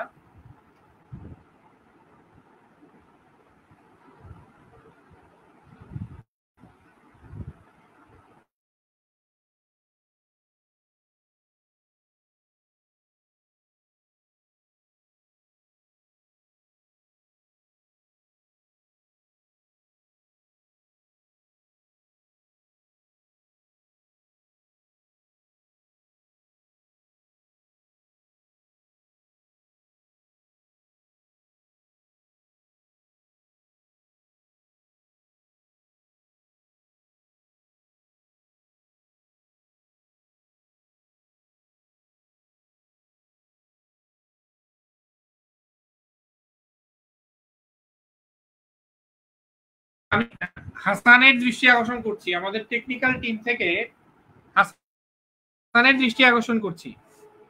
হাসান, তুমি একটু আমাকে জানাও যে নেটওয়ার্কে কি প্রবলেম, আমার কথাবার্তা কি ঠিকমতো শোনা যাচ্ছে কিনা? জি ভাইয়া, আমি আপনাকে স্পষ্ট শুনতে পাচ্ছি। আচ্ছা হাসান, আমার কি নেটওয়ার্কের প্রবলেম হচ্ছে কিনা, বাফারিং হচ্ছে কিনা, বা কোনো প্রবলেম হচ্ছে কিনা? জি না ভাইয়া, এখন সাউন্ড ঠিক আছে। আচ্ছা ঠিক আছে, কোনো সমস্যা হলে আপনারা কমেন্টে জানাবেন, আর আমাদের টেকনিক্যাল টিম সবসময় রেডি আছে যে কোনো প্রবলেম সলভ করে দেওয়ার জন্য। আচ্ছা, এখন আমরা চলে আসি অনুচ্ছেদ 13 থেকে 25। দেখেন অনুচ্ছেদ 13 থেকে 25 এই অনুচ্ছেদগুলা থেকে অনেক সময় প্রশ্ন আসতে পারে।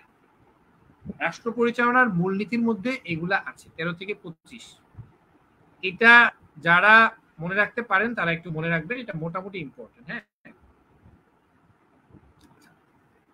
অনুচ্ছেদ 13 থেকে 25 মনে রাখার জন্য আমরা সূত্র দিয়ে মনে রাখবো। হ্যাঁ,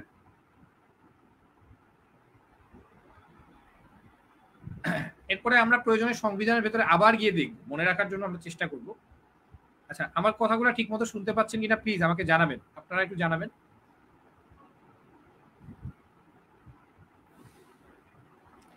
দেখেন এই টেকনিকটা আমরা একটু মনে রাখার চেষ্টা করবো। এই টেকনিকটা বারবার পড়তে হবে আপনাকে মনে রাখা, এবং পরীক্ষা হলে সংক্ষেপে লিখবেন এবং সিরিয়ালটা মেনটেন করবেন। দেখেন, মালিক কৃষককে মৌগ্রামে, কোন গ্রামে?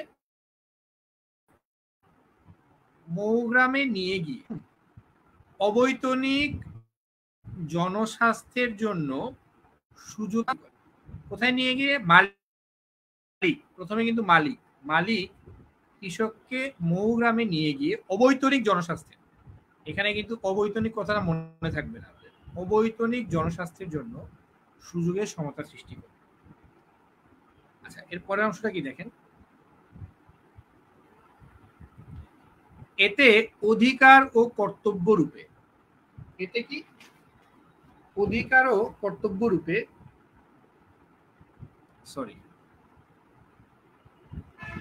এতে অধিকার ও কর্তব্য রূপে নাগরিকরা নির্বাহী বিভাগ থেকে, হ্যাঁ নাগরিকরা কিন্তু আলাদা, হ্যাঁ নাগরিকরা নির্বাহী বিভাগ থেকে জাতীয় সংস্কৃতি নিদর্শন আন্তর্জাতিক শান্তির অংশীদার হলেন। খুব ভালো করে আমরা আবার চলেন একবার পড়ি, মানে আমাদের হয়তো এই জিনিসটা মনে থাকতে চায় না বা মনে থাকতে চাইবে না, ভালো করে খেয়াল করেন। আমি কিন্তু এখান থেকে আজকে আমরা মুখস্থ করার চেষ্টা করবো। হ্যাঁ, মালিক কৃষককে, সূত্রটা হচ্ছে মালিক কৃষককে মৌগ্রামে, কোথায়? মালিক কৃষককে কোথায় নিয়ে গেল? মৌগ্রামে নিয়ে গিয়ে অবৈতনিক জনস্বাস্থ্যের জন্য সুযোগের সমতা সৃষ্টি করে। এতে অধিকার ও কর্তব্য রূপে, এতে অধিকার ও কর্তব্য রূপে নাগরিকরা, কারা? নাগরিকরা নির্বাহী বিভাগ থেকে প্রত্যেকে অধিকার ও কর্তব্য রূপে, অধিকার ও কর্তব্য আগে নাগরিকরা পড়ে, নির্বাহী বিভাগ থেকে জাতীয় সংস্কৃতি ও জাতীয় স্মৃতি নিদর্শন, একসাথে মনে রাখতে, আর জাতীয় স্মৃতি নিদর্শনের জন্য আন্তর্জাতিক শান্তি। তাহলে প্রথমে দেখেন শেষের তিনটা সহজে মনে থাকবে, জাতীয় সংস্কৃতি, জাতীয় স্মৃতি, জাতীয় থেকে আমরা চলে গেলাম আন্তর্জাতিক শান্তিতে, মনে থাকবে। আচ্ছা, এখন আমরা চলে আসি এটার ইলাবোরেশনটা। মালিক কৃষককে মৌগ্রামে, মালিক দিয়ে হচ্ছে মালিকানার নীতি, 13 নাম্বার, 13 থেকে শুরু, কিন্তু এটা কিন্তু 13 থেকে 25, এই সূত্রটা হচ্ছে 13 থেকে 25। তাহলে 13 হচ্ছে কি? মালিকানার নীতি। মালিক কৃষককে, কৃষক দিয়ে কি? কৃষক ও শ্রমিকের মুক্তি, মৌলিক প্রয়োজনের ব্যবস্থা হচ্ছে গ্রাম দিয়ে হচ্ছে গ্রাম উন্নয়ন ও কৃষি বিপ্লব, গ্রাম উন্নয়ন ও কৃষি বিপ্লব, মনে থাকবে। অবৈতনিক জনস্বাস্থ্য, এটা একটু মনে রাখবেন, মৌগ্রামে নিয়ে গিয়ে অবৈতনিক জনস্বাস্থ্য, অবৈতনিক ও বাধ্যতামূলক শিক্ষা, অবৈতনিক শিক্ষা মনে রাখেন, জনস্বাস্থ্য ও নৈতিকতা, 18 নাম্বার, সুযোগের সমতা সৃষ্টি করে। 19 হচ্ছে সুযোগের সমতা, খুব ইম্পর্টেন্ট, মনে রাখতে হবে সুযোগের সমতা, 19 নাম্বারটা খুব ইম্পর্টেন্ট। এরপরে আমাদের আর কয়েকটা বাকি আছে, আর 6টা। 20 নাম্বার হচ্ছে অধিকার ও কর্তব্য, অধিকার ও কর্তব্য রূপে কর্ম কর্মচারীদের 22, 23, 24, 25 একসাথে মনে রাখতে হবে। 22 হচ্ছে নির্বাহী বিভাগ হতে বিচার বিভাগ পৃথকীকরণ, পরিচ্ছেদে বলা হয়েছে নির্বাহী বিভাগ থেকে বিচার বিভাগ আলাদা থাকতে হবে, 22 নাম্বার। 23 নাম্বার হচ্ছে জাতীয় সংস্কৃতি, 24 নাম্বার হচ্ছে জাতীয় স্মৃতি নিদর্শন প্রভৃতি, 25 নাম্বার হচ্ছে আন্তর্জাতিক এখন আমরা চলেন মূল যে সংবিধানটা আছে, চলেন আমরা মূল সংবিধানে এই জিনিসগুলো কিভাবে লেখা আছে একবার চোখ বুলে, তাহলে আমাদের মনে থাকবে না।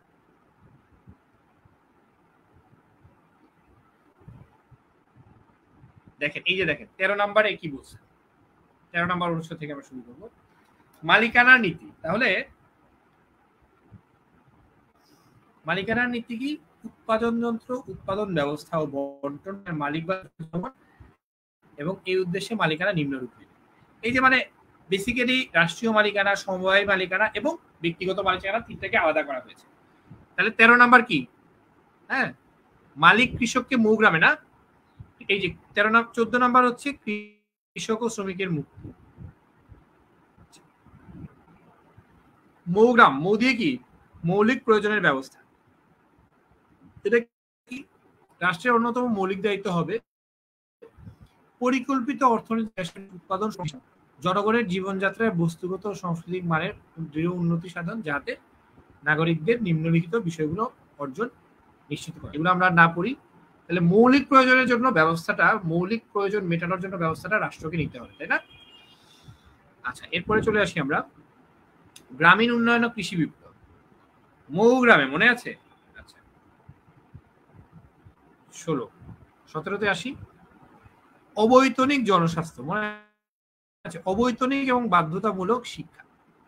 তাহলে শিক্ষাটা অবৈতনিক হবে, অন্তত প্রাইমারি পর্যন্ত আমাদের অবৈতনিক শিক্ষা চালু আছে। জনস্বাস্থ্য ও নৈতিকতার কথা বলা হয়েছে কত নাম্বার অনুচ্ছেদে? 18 নাম্বার। আবার 18 কতে বলা হয়েছে পরিবেশ এবং জীববৈচিত্র্য সংরক্ষণ। আচ্ছা, এটার থেকে খুব বেশি ইম্পর্টেন্ট হচ্ছে 19 নাম্বারটা, সুযোগের সমতা। এটা কিন্তু খুবই খুবই খুবই খুবই গুরুত্বপূর্ণ।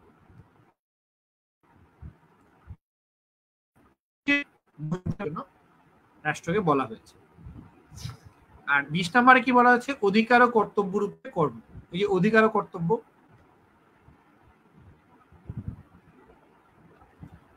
নাগরিক ও সরকারি কর্মচারীদের কর্তব্য নিয়ে বলা হয়েছে। 22 নম্বর অনুচ্ছেদ খুবই খুবই ইম্পর্টেন্ট। নির্বাহী বিভাগ হইতে বিচার বিভাগ পৃথকীকরণ। নির্বাহী বিভাগ মানে কি? প্রশাসন। প্রশাসন থেকে বিচার বিভাগ আলাদা। বাংলাদেশে কিন্তু বিচার বিভাগ আলাদা, সম্পূর্ণ আলাদাভাবে কাজ করে। হ্যাঁ, এইটা কিন্তু এই যে নির্বাহী বিভাগ থেকে বিচার বিভাগ আলাদা করার কথা বলা হয়েছে 22 নম্বরে। হ্যাঁ, জাতীয় সংস্কৃতি 23। আরেকটা জিনিস ইম্পর্টেন্ট, উপজাতি, ক্ষুদ্র নৃগোষ্ঠী, এদের নিয়ে বলা হয়েছে, ঐতিহ্য সংরক্ষণের জন্য আছে 23-এর ক। জাতীয় সংস্কৃতি আর উপজাতি সংস্কৃতি 23। জাতীয় স্মৃতি বা বিভিন্ন ধরনের স্মৃতি নিদর্শন, এটা নিয়ে বলা হচ্ছে 24। আর আন্তর্জাতিক শান্তি নিরাপত্তা, এটা ইম্পর্টেন্ট। আন্তর্জাতিক শান্তি নিরাপত্তা হচ্ছে 25, মনে থাকবে। এখন আমি আপনাদেরকে কিছু প্রশ্ন জিজ্ঞেস করব, দেখি আপনাদের কাদের কতটুকু মনে আছে। হ্যাঁ, চলেন আমরা একটু প্রশ্নের উত্তর জানার চেষ্টা করি। এর পরের অংশ কিন্তু খুব গুরুত্বপূর্ণ, মৌলিক অধিকার নিয়ে আমরা এর পরের অংশ।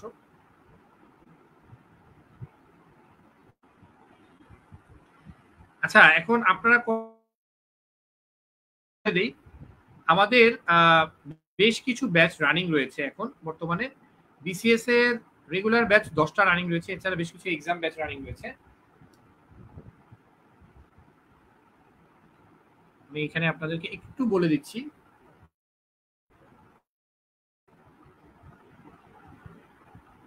যদি যে কোনো প্রবলেম ফেস করেন প্লিজ আমাকে জানাবেন।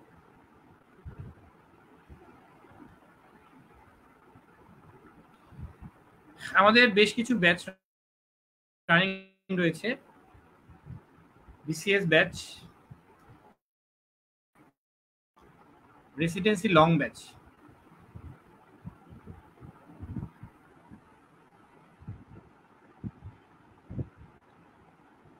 রেসিডেন্সি লং ব্যাচ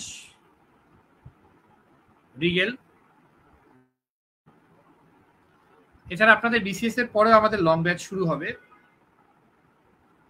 আমাদের চালু আছে এসসিপিএস পার্ট 1 ক্র্যাশ ব্যাচ। এগুলো যে কোনো ব্যাচে যুক্ত হতেন। এমআরসিপি,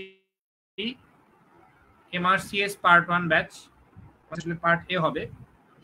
এছাড়া আমাদের ডেভিডসন 10, বেইলি এন্ড লাভ 10, এই ব্যাচগুলো আমাদের চালু রয়েছে এবং নিটার ব্যাচ এটা চলছে। আপনারা চাইলে আমাদের যে কোনো ব্যাচে যুক্ত হতে পারেন এবং আপনাদের জন্য সর্বোচ্চ ডিসকাউন্ট দেওয়ার জন্য। আচ্ছা, এখন আমরা চলে আসি প্রশ্নগুলো কি। প্রশ্ন, এই প্রশ্নগুলা থেকে পরীক্ষায় প্রশ্ন মানে ভাগ্য ভালো থাকলে এখান থেকে প্রশ্ন পাবে না। প্রথম কথা হচ্ছে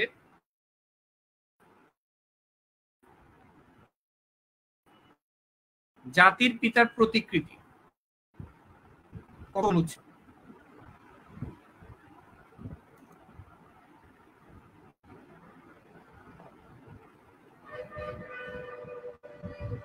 জাতির পিতার প্রতিকৃতি কত নাম্বার উচ্ছেদে আছে? হ্যাঁ, এটা খুবই গুরুত্বপূর্ণ।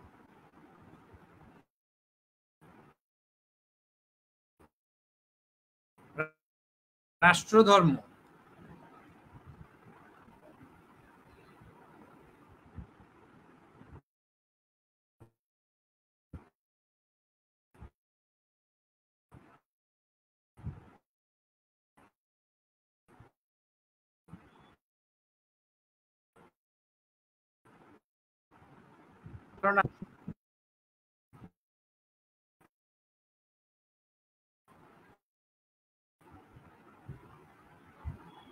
যদি সবগুলা নাও পারেন কোনো সমস্যা নাই।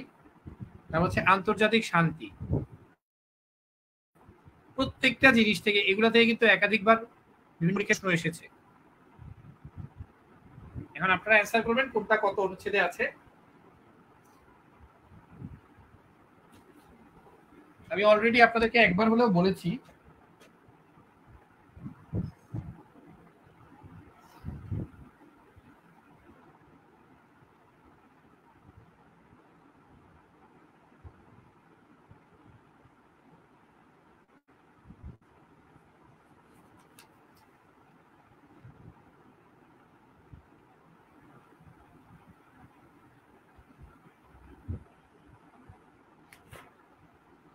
সাদিয়া আফরিন শৈতি, শান্তনু কুমার রয় অ্যান্সার করেছেন। আমি বাকিদের অ্যান্সারের জন্য অপেক্ষা করছি। আফরিন নাহার তনু, আফরিন নাহার তনু অ্যান্সার করেছেন। মোটামুটি সবগুলো তিনি সঠিক উত্তর দিয়েছেন। মাশাআল্লাহ, বেশ ভালো মেমোরি আপনার। ইসরাত জাহান ইসরাত ভালো অ্যান্সার করেছেন। নাদিয়া সুলতানা মুন্নি। আমি বাকিদের জন্য একটু বলবো যে আপনারা দয়া করে একটু কমেন্টে জানাবেন। শান্তনু কুমার রয়, কৃষ্ণচন্দ্র সরকার, আচ্ছা, সঞ্জিদা তন্ময়। এখন পর্যন্ত যারা অ্যান্সার করেছেন সবাই খুব ভালো অ্যান্সার করেছেন। আসলে একবার পড়ে বা একবার পড়ানোর পরে মনে রাখাটা বেশ কঠিন। তার মানে আপনাদের মনে আছে, আপনারা জাস্ট এই যে রিভাইজ দিলে আরো ভালো করবেন। আলিশা রহমান, আকাশ Chandra Pal, doctor Saiman উডার, very good. আমি সবগুলো অ্যান্সার। শাকিল আহমেদ, মর্জিনা আক্তার আবার অ্যান্সার করেছেন। আমি বেশ ভালো অ্যান্সার পাচ্ছি এবং আপনাদেরকে অনেক অনেক ধন্যবাদ যে আপনারা অল্প সময়ের এই পড়াতেই আপনারা মনে রাখার চেষ্টা করেছেন এবং পাচ্ছেন।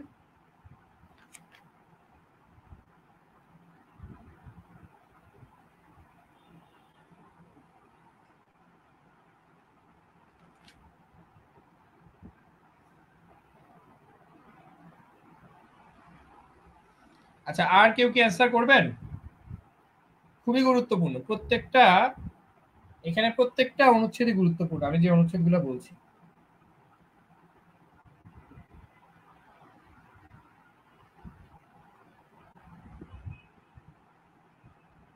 মারুফা সুলতান অ্যান্সার করেছেন।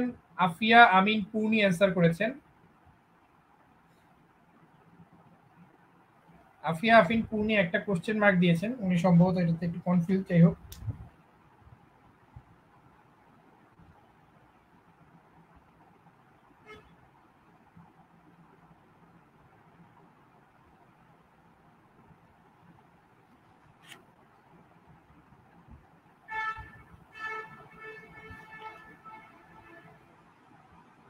আচ্ছা আমি আর অ্যান্সার দেখতে পাচ্ছি না। শারাফ তাবাসসুম উর্মি অ্যান্সার করেছেন।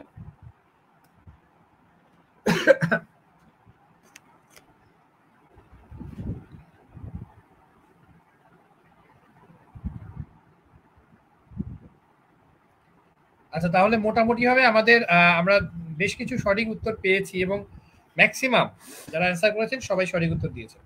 তাহলে আমরা অ্যান্সারগুলো একটু দেখে নিই। জাতির পিতার প্রতিকৃতি আছে হচ্ছে সংবিধানের 4 ক, তাই না? রাষ্ট্রধর্ম নিয়ে বলা হয়েছিল ইসলাম। রাষ্ট্র পরিচালনার মূলনীতি 8 নম্বরে, 8-এ, তাই না? রাষ্ট্র পরিচালনার মূলনীতি হচ্ছে 8-এ এবং পরবর্তীতে 9, 10, 11, 12-তে এগুলো এলাবোরেশন করা হচ্ছে। সুযোগের সমতা হচ্ছে 19, খুবই গুরুত্বপূর্ণ, এটা পরীক্ষায় প্রশ্ন আসবেই, আগেও এসেছে পরীক্ষায়। সুযোগের সমতা হচ্ছে 19, আন্তর্জাতিক শান্তি হচ্ছে 25। তাহলে এই মোটামুটি ভাবে আমাদের কিন্তু 25 পর্যন্ত অ্যাটলিস্ট দেখা হয়ে গেল, তাই না? আচ্ছা, তাহলে আমরা এরপরে চলে যাই। এরপরে আমাদের আর কি আছে? হ্যাঁ,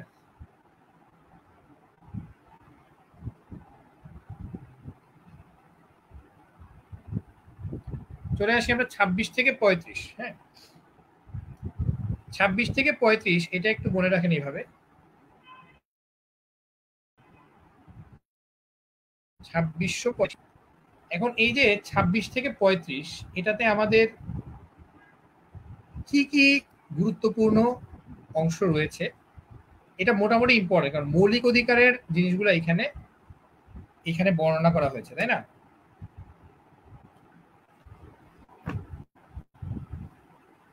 মোটামুটি তৃতীয় ভাগ কিন্তু 26 থেকে শুরু। তৃতীয় ভাগ হচ্ছে, তৃতীয় ভাগে কি ছিল বলতো? প্রোরা, মৌনি, তাই না? মৌ দিয়ে হচ্ছে মৌলিক অধিকার। তৃতীয় ভাগে আমাদের কি আছে? মৌলিক অধিকার, মনে থাকবে? তাহলে এটা অনুচ্ছেদ শুরু হয়েছে 26 থেকে, এইগুলা সব মৌলিক অধিকারের, তো খুবই গুরুত্বপূর্ণ, মনে রাখবেন। মৌলিক অধিকার রিলেটেড জিনিসগুলো কিন্তু গুরুত্ব আলাদাভাবে একটা গুরুত্ব রাখে। হ্যাঁ, টেকনিকটা কি? 2635 মনে রাখার জন্য 26 থেকে 35 সিরিয়ালি মৌলিক অধিকারের আইনের দৃষ্টিতে, এখানে এইভাবে জোড়ায় জোড়ায় মনে রাখবে। মৌলিক অধিকারের আইনের দৃষ্টিতে ধর্ম হচ্ছে দেশি, তাহলে দেশি নিয়োগ আর বিদেশি খেতাব। মৌলিক অধিকারের সাথে মনে রাখবেন আইনের দৃষ্টিতে। মৌলিক অধিকারের আইনের দৃষ্টিতে ধর্মটাকে মাঝখানে মনে রাখেন। ধর্ম, সরকার, সকলের আইনের আশ্রয় লাভের অধিকার রয়েছে। সকলের আইনের আশ্রয় লাভের অধিকার রয়েছে। আইনের আশ্রয় লাভের অধিকার। জীবনে একবার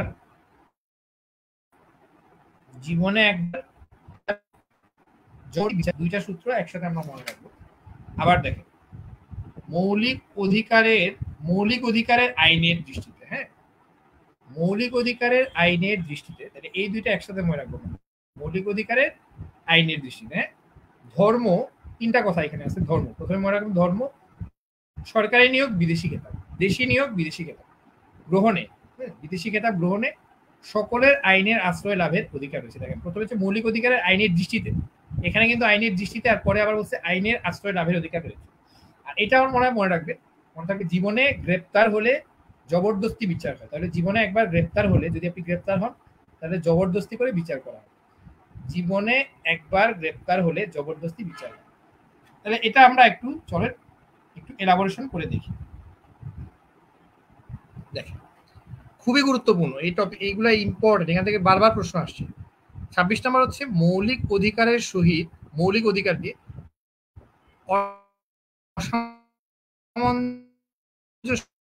আইন বাতিল, মানে যে অধিকার রয়েছে সেগুলো আমরা বাতিল করব। হ্যাঁ, আইনের দৃষ্টিতে হচ্ছে আইনের দৃষ্টিতে সমতা, ধর্ম প্রভৃতি কারণে বৈষম্য, ধর্ম এবং অন্যান্য কারণে বৈষম্য করা যাবে না। আপনারা চাইলে আমরা ভেতরে গিয়েও দেখতে পারি একদম সংবিধানের ভেতরে কি বলা হচ্ছে, কারণ এখানে পিডিএফ এ কিন্তু একটু শর্টকাটে বলা আছে। হ্যাঁ,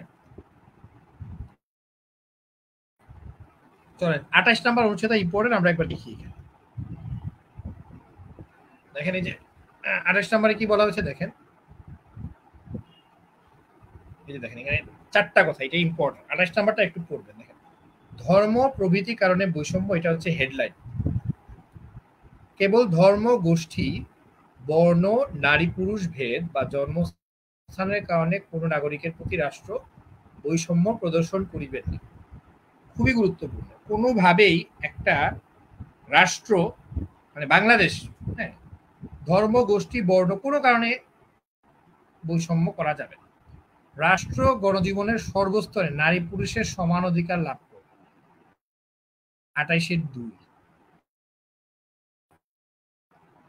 রাষ্ট্র গণজীবনের সর্বস্তরে, এই যে এখানে কিন্তু নারীতান্ত্রিক অধিকার, কেবল ধর্ম, গোষ্ঠী, বর্ণ, নারী পুরুষ ভেদে বা জন্মস্থানের কারণে জনসাধারণের কোনো বিনোদন বা বিশ্রামের স্থানে প্রবেশের কিংবা কোনো শিক্ষা প্রতিষ্ঠানে ভর্তির বিষয়ে কোনো নাগরিককে কোনরূপ অক্ষমতা, বাধ্যবাধকতা, বাধা বা শর্তের অধীন করা যাবে না। তাহলে আপনি বললেন যে একজন গরিব মানুষের ছেলে, একজন রিক্সাওয়ালার ছেলে বা বুচির ছেলে মেয়ে ওই স্কুলে ভর্তি হতে পারবে না, এরকম করে বলা যাবে না। নারী বা শিশুদের অনুকূলে কিংবা নাগরিকদের যে কোনো অগ্রগতির জন্য বিশেষ এখানে বিধান প্রণয়ন হইতে এই অনুচ্ছেদের কোনো কিছুই রাষ্ট্রে নির্মিত করিবে। মানে ধরেন নারীদের জন্য আপনি স্পেশাল আইন করতে পারবেন, যেমন নারী নির্যাতনে আপনি দমন আইন করবেন, হ্যাঁ, শিশু নির্যাতন দমন আইন করবেন। মানে এছাড়া উপজাতি যারা আমাদের রাষ্ট্রে পিছিয়ে আছে তাদের জন্য আমরা আলাদাভাবে তাদের ফেভারে আমরা আইন করতে পারবো, তাদেরকে আমরা প্রায়োরিটি দিতে পারবো, কিন্তু তাদেরকে বৈষম্য করা যাবে না। তাহলে 28 নম্বর অনুচ্ছেদ কিন্তু ইম্পর্টেন্ট। তাহলে 28 নম্বর অনুচ্ছেদ কি? ধর্ম প্রভৃতি কারণে বৈষম্য, মাথার মধ্যে গেঁথে নেন। ধর্ম প্রভৃতি কারণে বৈষম্য করা যাবে না নম্বর অনুচ্ছেদে বলা হচ্ছে। এখানে 2 নম্বরে কিন্তু 28-2 কিন্তু নারী পুরুষের সমান অধিকারের কথা বলে দেয়া হয়েছে। চলে আসি আমরা সরকারি নিয়োগ, বিদেশি খেতাব একসাথে বলেছিলাম। সরকারি নিয়োগ লাগে সুবিধার সমতা দেয়া হবে। বিদেশি খেতাব গ্রহণে, আচ্ছা, বিদেশি খেতাবের প্রতি কিন্তু আমরা চাইলেই বিদেশি খেতাব গ্রহণ করতে পারবো। আচ্ছা, আমি একটু অপেক্ষা করবেন, আমাদের ল্যাপটপে চার্জ শেষ হয়ে আসছে।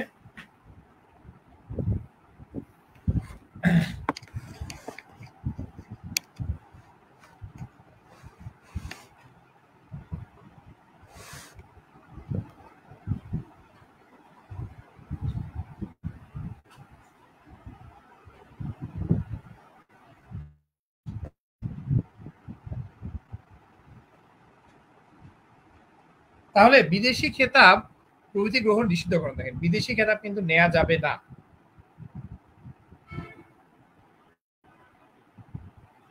এটা 28 নম্বরে বলা আছে। দেখেন 28 নম্বর, দেখেন, রাষ্ট্রপতির অনুমোদন ব্যতীত, রাষ্ট্রপতির অনুমোদন ব্যতীত কোন নাগরিক কোন বিদেশি রাষ্ট্রের নিকট হইতে কোন উপাধি, খেতাব, সম্মান, পুরস্কার গ্রহণ করিবে না। তাহলে এটা কিন্তু একটা গুরুত্বপূর্ণ পয়েন্ট। আপনি চাইলেই বিদেশি কোনো খেতাব গ্রহণ করতে পারবেন। আচ্ছা, তাহলে 31 নম্বরে কি বলছে? আইনে আশ্রয় লাভের অধিকার, সমান অধিকার থাকবে। জীবনে দিয়ে কি? জীবন ও ব্যক্তি স্বাধীনতার অধিকার। দেখেন, আমরা এটা একটু পড়ি। আমরা নিজেদের অধিকার সম্পর্কে অনেক কিছু জানলাম, তাই না? দেখেন, আইন অনুযায়ী ব্যতীত ব্যক্তি ও জীবন ও ব্যক্তি স্বাধীনতা হইতে কোনো ব্যক্তিতে বঞ্চিত করা যাইবে না। যেমন আপনি আপনার জীবন নিয়ে কি করবেন, কি খাবেন, সবকিছু আপনি আপনার অধিকার থাকবে, জীবন ও ব্যক্তি স্বাধীনতার অধিকার। আচ্ছা, এই যে দেখেন, গ্রেপ্তার সম্পর্কিত রক্ষা কবচ, হ্যাঁ, এটা খুব গুরুত্বপূর্ণ। গ্রেপ্তারকৃত কোনো ব্যক্তিদের যথাসম্ভব শীঘ্র গ্রেপ্তারের কারণ জ্ঞাপন না করিয়া পুনরায় আটক করে রাখা যাইবে, এবং তার কিন্তু আইনজীবীর সাথে তাকে পরামর্শ করতে দিতে হবে, খুবই গুরুত্বপূর্ণ। আচ্ছা, জবরদস্তির সব নিষিদ্ধ। জবরদস্তি আমরা মনে রাখবো, জবরদস্তির সব নিষিদ্ধ। হ্যাঁ, বিচার ও দণ্ড।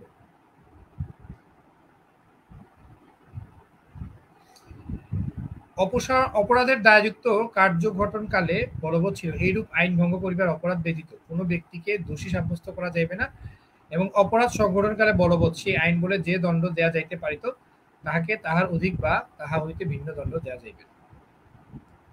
আচ্ছা, তার মানে হচ্ছে আপনি কোনো অপরাধ করলেন, ওই সময়ে যে আইনটা বলবৎ ছিল সেই অনুযায়ী আপনাকে দিতে হবে।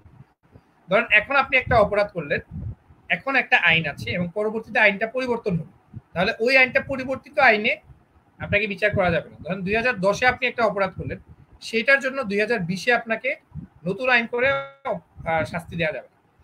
আচ্ছা, তাহলে মোটামুটি হবে এই ছিল আমাদের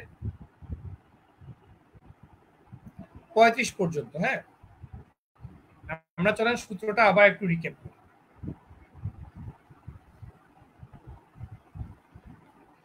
তাহলে 26 থেকে 35 পর্যন্ত আমাদের মৌলিক অধিকারের আইনের দৃষ্টিতে, দুইটা কথা একসাথে মনে রাখেন, মৌলিক অধিকারের আইনের দৃষ্টিতে ধর্ম, সরকারি নিয়োগ ও বিদেশি খেতাব গ্রহণে সকলের আইনের আশ্রয় লাভের অধিকার রয়েছে। জীবনে একবার গ্রেপ্তার হলে জবরদস্তি বিচার হয়। হ্যাঁ, মৌলিক অধিকারের সহিত অসামঞ্জস্য আইন বাতিল, আইনের দৃষ্টিতে সমতা, ধর্ম প্রভৃতির কারণে বৈষম্য করা যাবে না, সরকারি নিয়োগের সমতা, বিদেশি খেতাব নেওয়া যাবে না, আইনের আশ্রয় লাভের অধিকার রয়েছে সবার, জীবন এবং ব্যক্তি স্বাধীনতার অধিকার রয়েছে, গ্রেপ্তার সম্পর্কিত রক্ষা কবচ, জবরদস্তি শ্রম আইন বাতিল এবং বিচার সম্পর্কিত।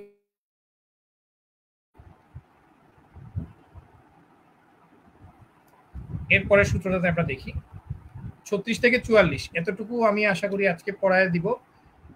পরের অংশটা আমরা পরে পড়ার চেষ্টা করব। এটাও সহজ, 36 থেকে 44 এটাও ইম্পর্টেন্ট। তাহলে 35 থেকে 26 থেকে 35 পর্যন্ত আমাদের একটা সূত্র ছিল, মৌলিক অধিকারের আইনের দৃষ্টিতে ধর্ম, সরকারি নিয়োগ ও বিদেশি খেতাব গ্রহণে সকলের আইনে আশ্রয় লাভের অধিকার রয়েছে। জীবনে একবার গ্রেপ্তার হলে জবরদস্তি বিচার হয়, এটা আগে আমরা বললাম। এখন চলেন এই সূত্রটা আমরা একটু, এটা খুব গুরুত্বপূর্ণ। চলো চল সমাবেশ ও সংগঠন করি। কি করব? চলো সমাবেশ ও সংগঠন করি। চিন্তা পেশা একসাথে পেশা রেখা, যে যিনি যেভাবে চিন্তা করেন সেই পেশাটা সাধারণত গ্রহণ করেন, তাই না? ধর্ম সম্পত্তি, চিন্তা পেশা ধর্ম সম্পত্তি, সম্পত্তি কি কোনো মিল আছে? হ্যাঁ আছে, কারণ আমাদের সম্পত্তিগুলো কিন্তু ধর্মীয় নিয়ম অনুযায়ী সাধারণত বন্টন করা। তাহলে চলো সমাবেশ ও সংগঠন করি। 36 থেকে 44 সূত্র বলতেছে, চলো সমাবেশ ও সংগঠন করি। চিন্তা পেশা ধর্ম সম্পত্তি ও যোগাযোগ, মনে থাকবে, চলো সমাবেশ ও সংগঠন করি। কি করব? চলো সমাবেশ ও সংগঠন করি। চিন্তা পেশা, একসাথে বললাম, চিন্তা পেশা ধর্ম সম্পত্তি ও যোগাযোগের অধিকার বলবৎ করি। তাহলে কিসের অধিকার বলবৎ করবো? চিন্তা পেশা, ধর্ম সম্পত্তি এবং যোগাযোগের অধিকার বলবৎ। 36 হচ্ছে চলো দিয়ে চলাফেরার স্বাধীনতা, সমাবেশের স্বাধীনতা, সংগঠনের স্বাধীনতা। 39 হচ্ছে চিন্তা ও বিবেকের স্বাধীনতা এবং বাক স্বাধীনতা, খুব ইম্পর্টেন্ট।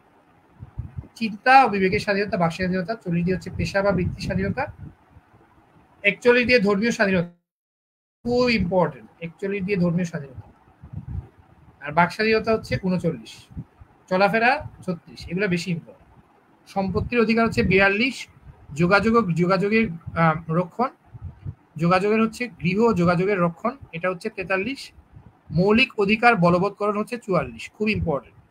মৌলিক অধিকার বলবৎকরণ হচ্ছে 44, এটা মনে রাখতেই হবে, মনে থাকবে।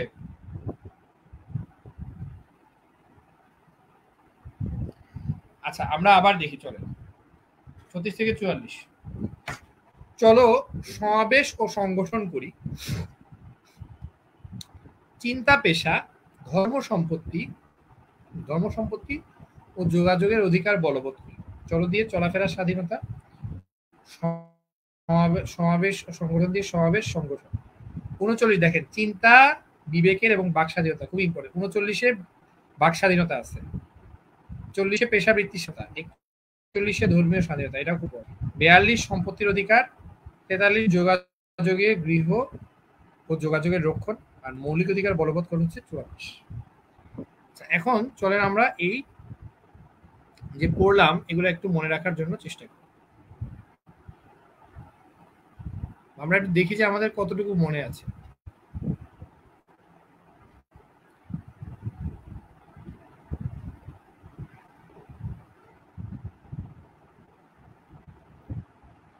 এখনো আমি আপনাদেরকে 5টা প্রশ্ন দিব এবং আশা করি আপনারা প্রশ্নগুলোর সঠিক উত্তর দিতে পারবেন। যেগুলো বেশি গুরুত্বপূর্ণ এগুলো আমি বলবো, উচ্ছেদগুলো আপনারা একটু বলবেন।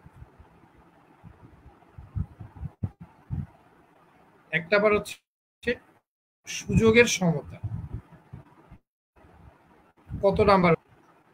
2 নাম্বার হচ্ছে নির্বাহী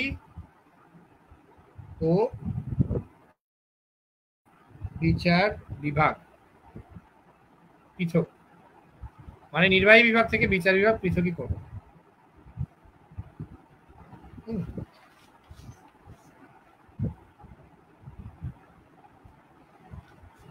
আমি কিন্তু ওভারঅল দিচ্ছি, কয়েকটা, হ্যাঁ। ধর্ম ও প্রভৃতি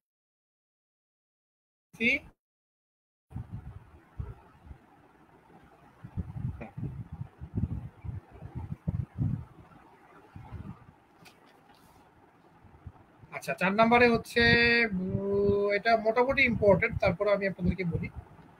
এটা হচ্ছে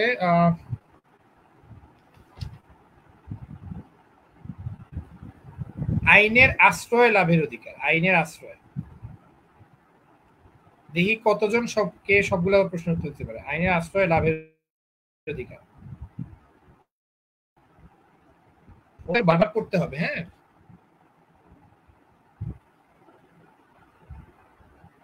তারপরে 5 নম্বরে হচ্ছে চলাফেরার স্বাধীনতা।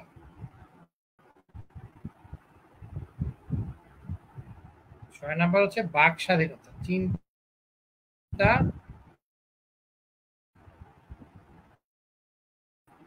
ও বাক স্বাধীনতা। সব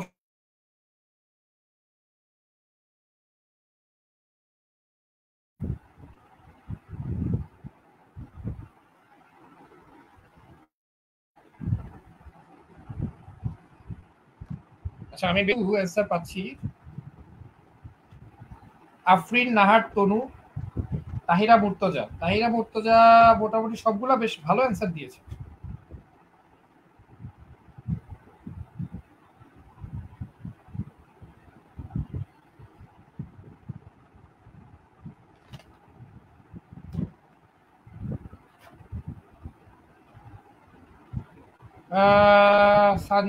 ইসরাত জাহার ইসরাত, সানজিদা তন্ময়, কৃষ্ণচন্দ্র সরকার বেশ ভালো অ্যান্সার দিয়েছেন। কৃষ্ণচন্দ্র সরকার মোটামুটি সবই সঠিক উত্তর দিয়েছেন।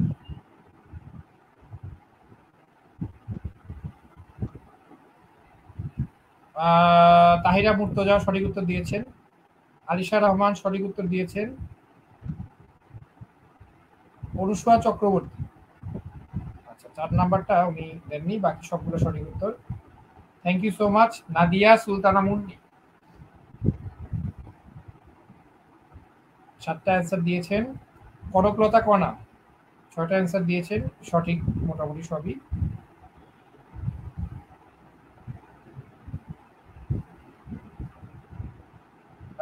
কাজী মুস্তাফা আনজুম,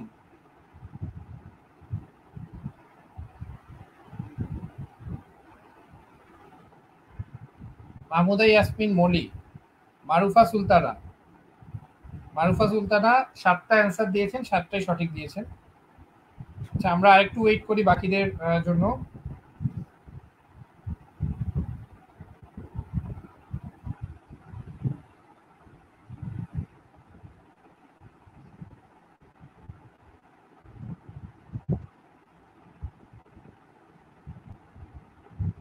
আচ্ছা সংবিধান আমি আগেই বলে রাখি, আসলে সংবিধানটা একটু বিরক্তিকর, হ্যাঁ।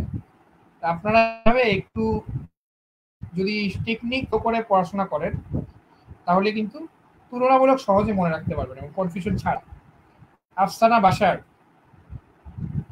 7টা অ্যান্সার করেছেন এবং মোটামুটি সবই সঠিক।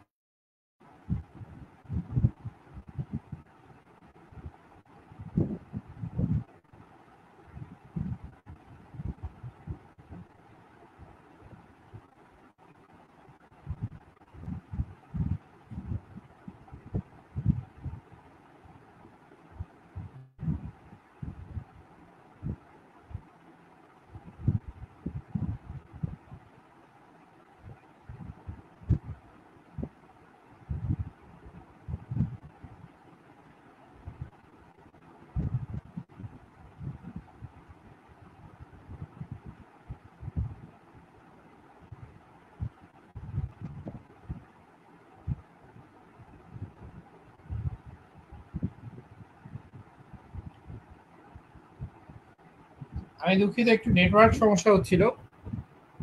তো আমরা একটু উত্তরগুলো দেখব। যারা যুক্ত হয়েছেন মোটামুটি সবাই সঠিক উত্তর দিয়েছেন। সবাইকে অনেক অনেক ধন্যবাদ। ডক্টর কাজী মোস্তফা আঞ্জুম, শারাফ, তাবাসসুম, উর্মি সঠিক উত্তর দিয়েছেন। আজকে মোটামুটি আমরা শেষের দিকে চলে আসছি। যারা যারা সঠিক উত্তর দিয়েছেন সবাইকে অনেক ধন্যবাদ। যারা ক্লাসে শুরু থেকে শেষ পর্যন্ত ছিলেন তাদেরকে অনেক বেশি ধন্যবাদ। সুযোগের সমতা আছে কত নাম্বার? 19 নাম্বার অনুচ্ছেদ। নির্বাহী ও বিচার বিভাগ পৃথকীকরণ, এটা আছে হচ্ছে 22 নাম্বার অনুচ্ছেদ। হ্যাঁ, ধর্ম ও প্রভৃতি কারণে বৈষম্য করা যাবে না। ধর্ম ও প্রভৃতি কারণে বৈষম্য করা যাবে না, এটা আছে হচ্ছে কত নাম্বার? খুবই গুরুত্বপূর্ণ, 28 নাম্বার অনুচ্ছেদ। হ্যাঁ, আইনের আশ্রয় লাভের অধিকার, আশ্রয় লাভের অধিকার আছে হচ্ছে 31 নাম্বার। হ্যাঁ, আর অন্যদিকে আইনের দৃষ্টিতে সমতা, এটা হচ্ছে 27 নাম্বার। আর আইনের আশ্রয় লাভের অধিকারটা আছে 31 নাম্বার। আশ্রয় 31 মনে রাখবেন, আশ্রয় 31। চলাফেরার স্বাধীনতা 36, আর বাক স্বাধীনতা আমি বলেছি 39। খুবই গুরুত্বপূর্ণ মৌলিক অধিকার বলবৎ করুন, এটা আছে হচ্ছে 44 নাম্বার হচ্ছে। আশা করি আজকে ক্লাসটা আপনারা মোটামুটি মোটামুটি আমার সাথে রান করতে পেরেছেন এবং মোটামুটি আপনারা পড়াগুলো আপনাদের মনে ছিল, এটা সবচেয়ে গুরুত্বপূর্ণ বিষয়। সংবিধান বা বাংলাদেশ বিষয়গুলি সাধারণ জ্ঞান যাই বলি না কেন, এগুলো একটু বিরক্তিকর পড়াশোনা, তাই না? তো এর মধ্যে আপনারা একটু কষ্ট করে আমার সাথে ছিলেন, ধন্যবাদ আপনাদেরকে। আর ক্লাসটা ইফেক্টিভ লাগলো কিনা অবশ্যই জানাবেন। ভবিষ্যতে এরকম কোনো টপিকের উপর ক্লাস চাইলে সেটা আপনাদেরকে জানাতে পারেন। যারা পিডিএফ পাননি তারা একটু কমেন্টে জানাবেন, আমরা তাদেরকে ইনবক্স করে দিব। তো আজকে আমার মনে হয় এখানেই বিদায় নিচ্ছি। সবাই ভালো থাকবেন, শুভরাত্রি। আমাদের সাথে থাকবেন ইনশাল্লাহ। অবশ্যই 45তম বিসিএস এ আপনারা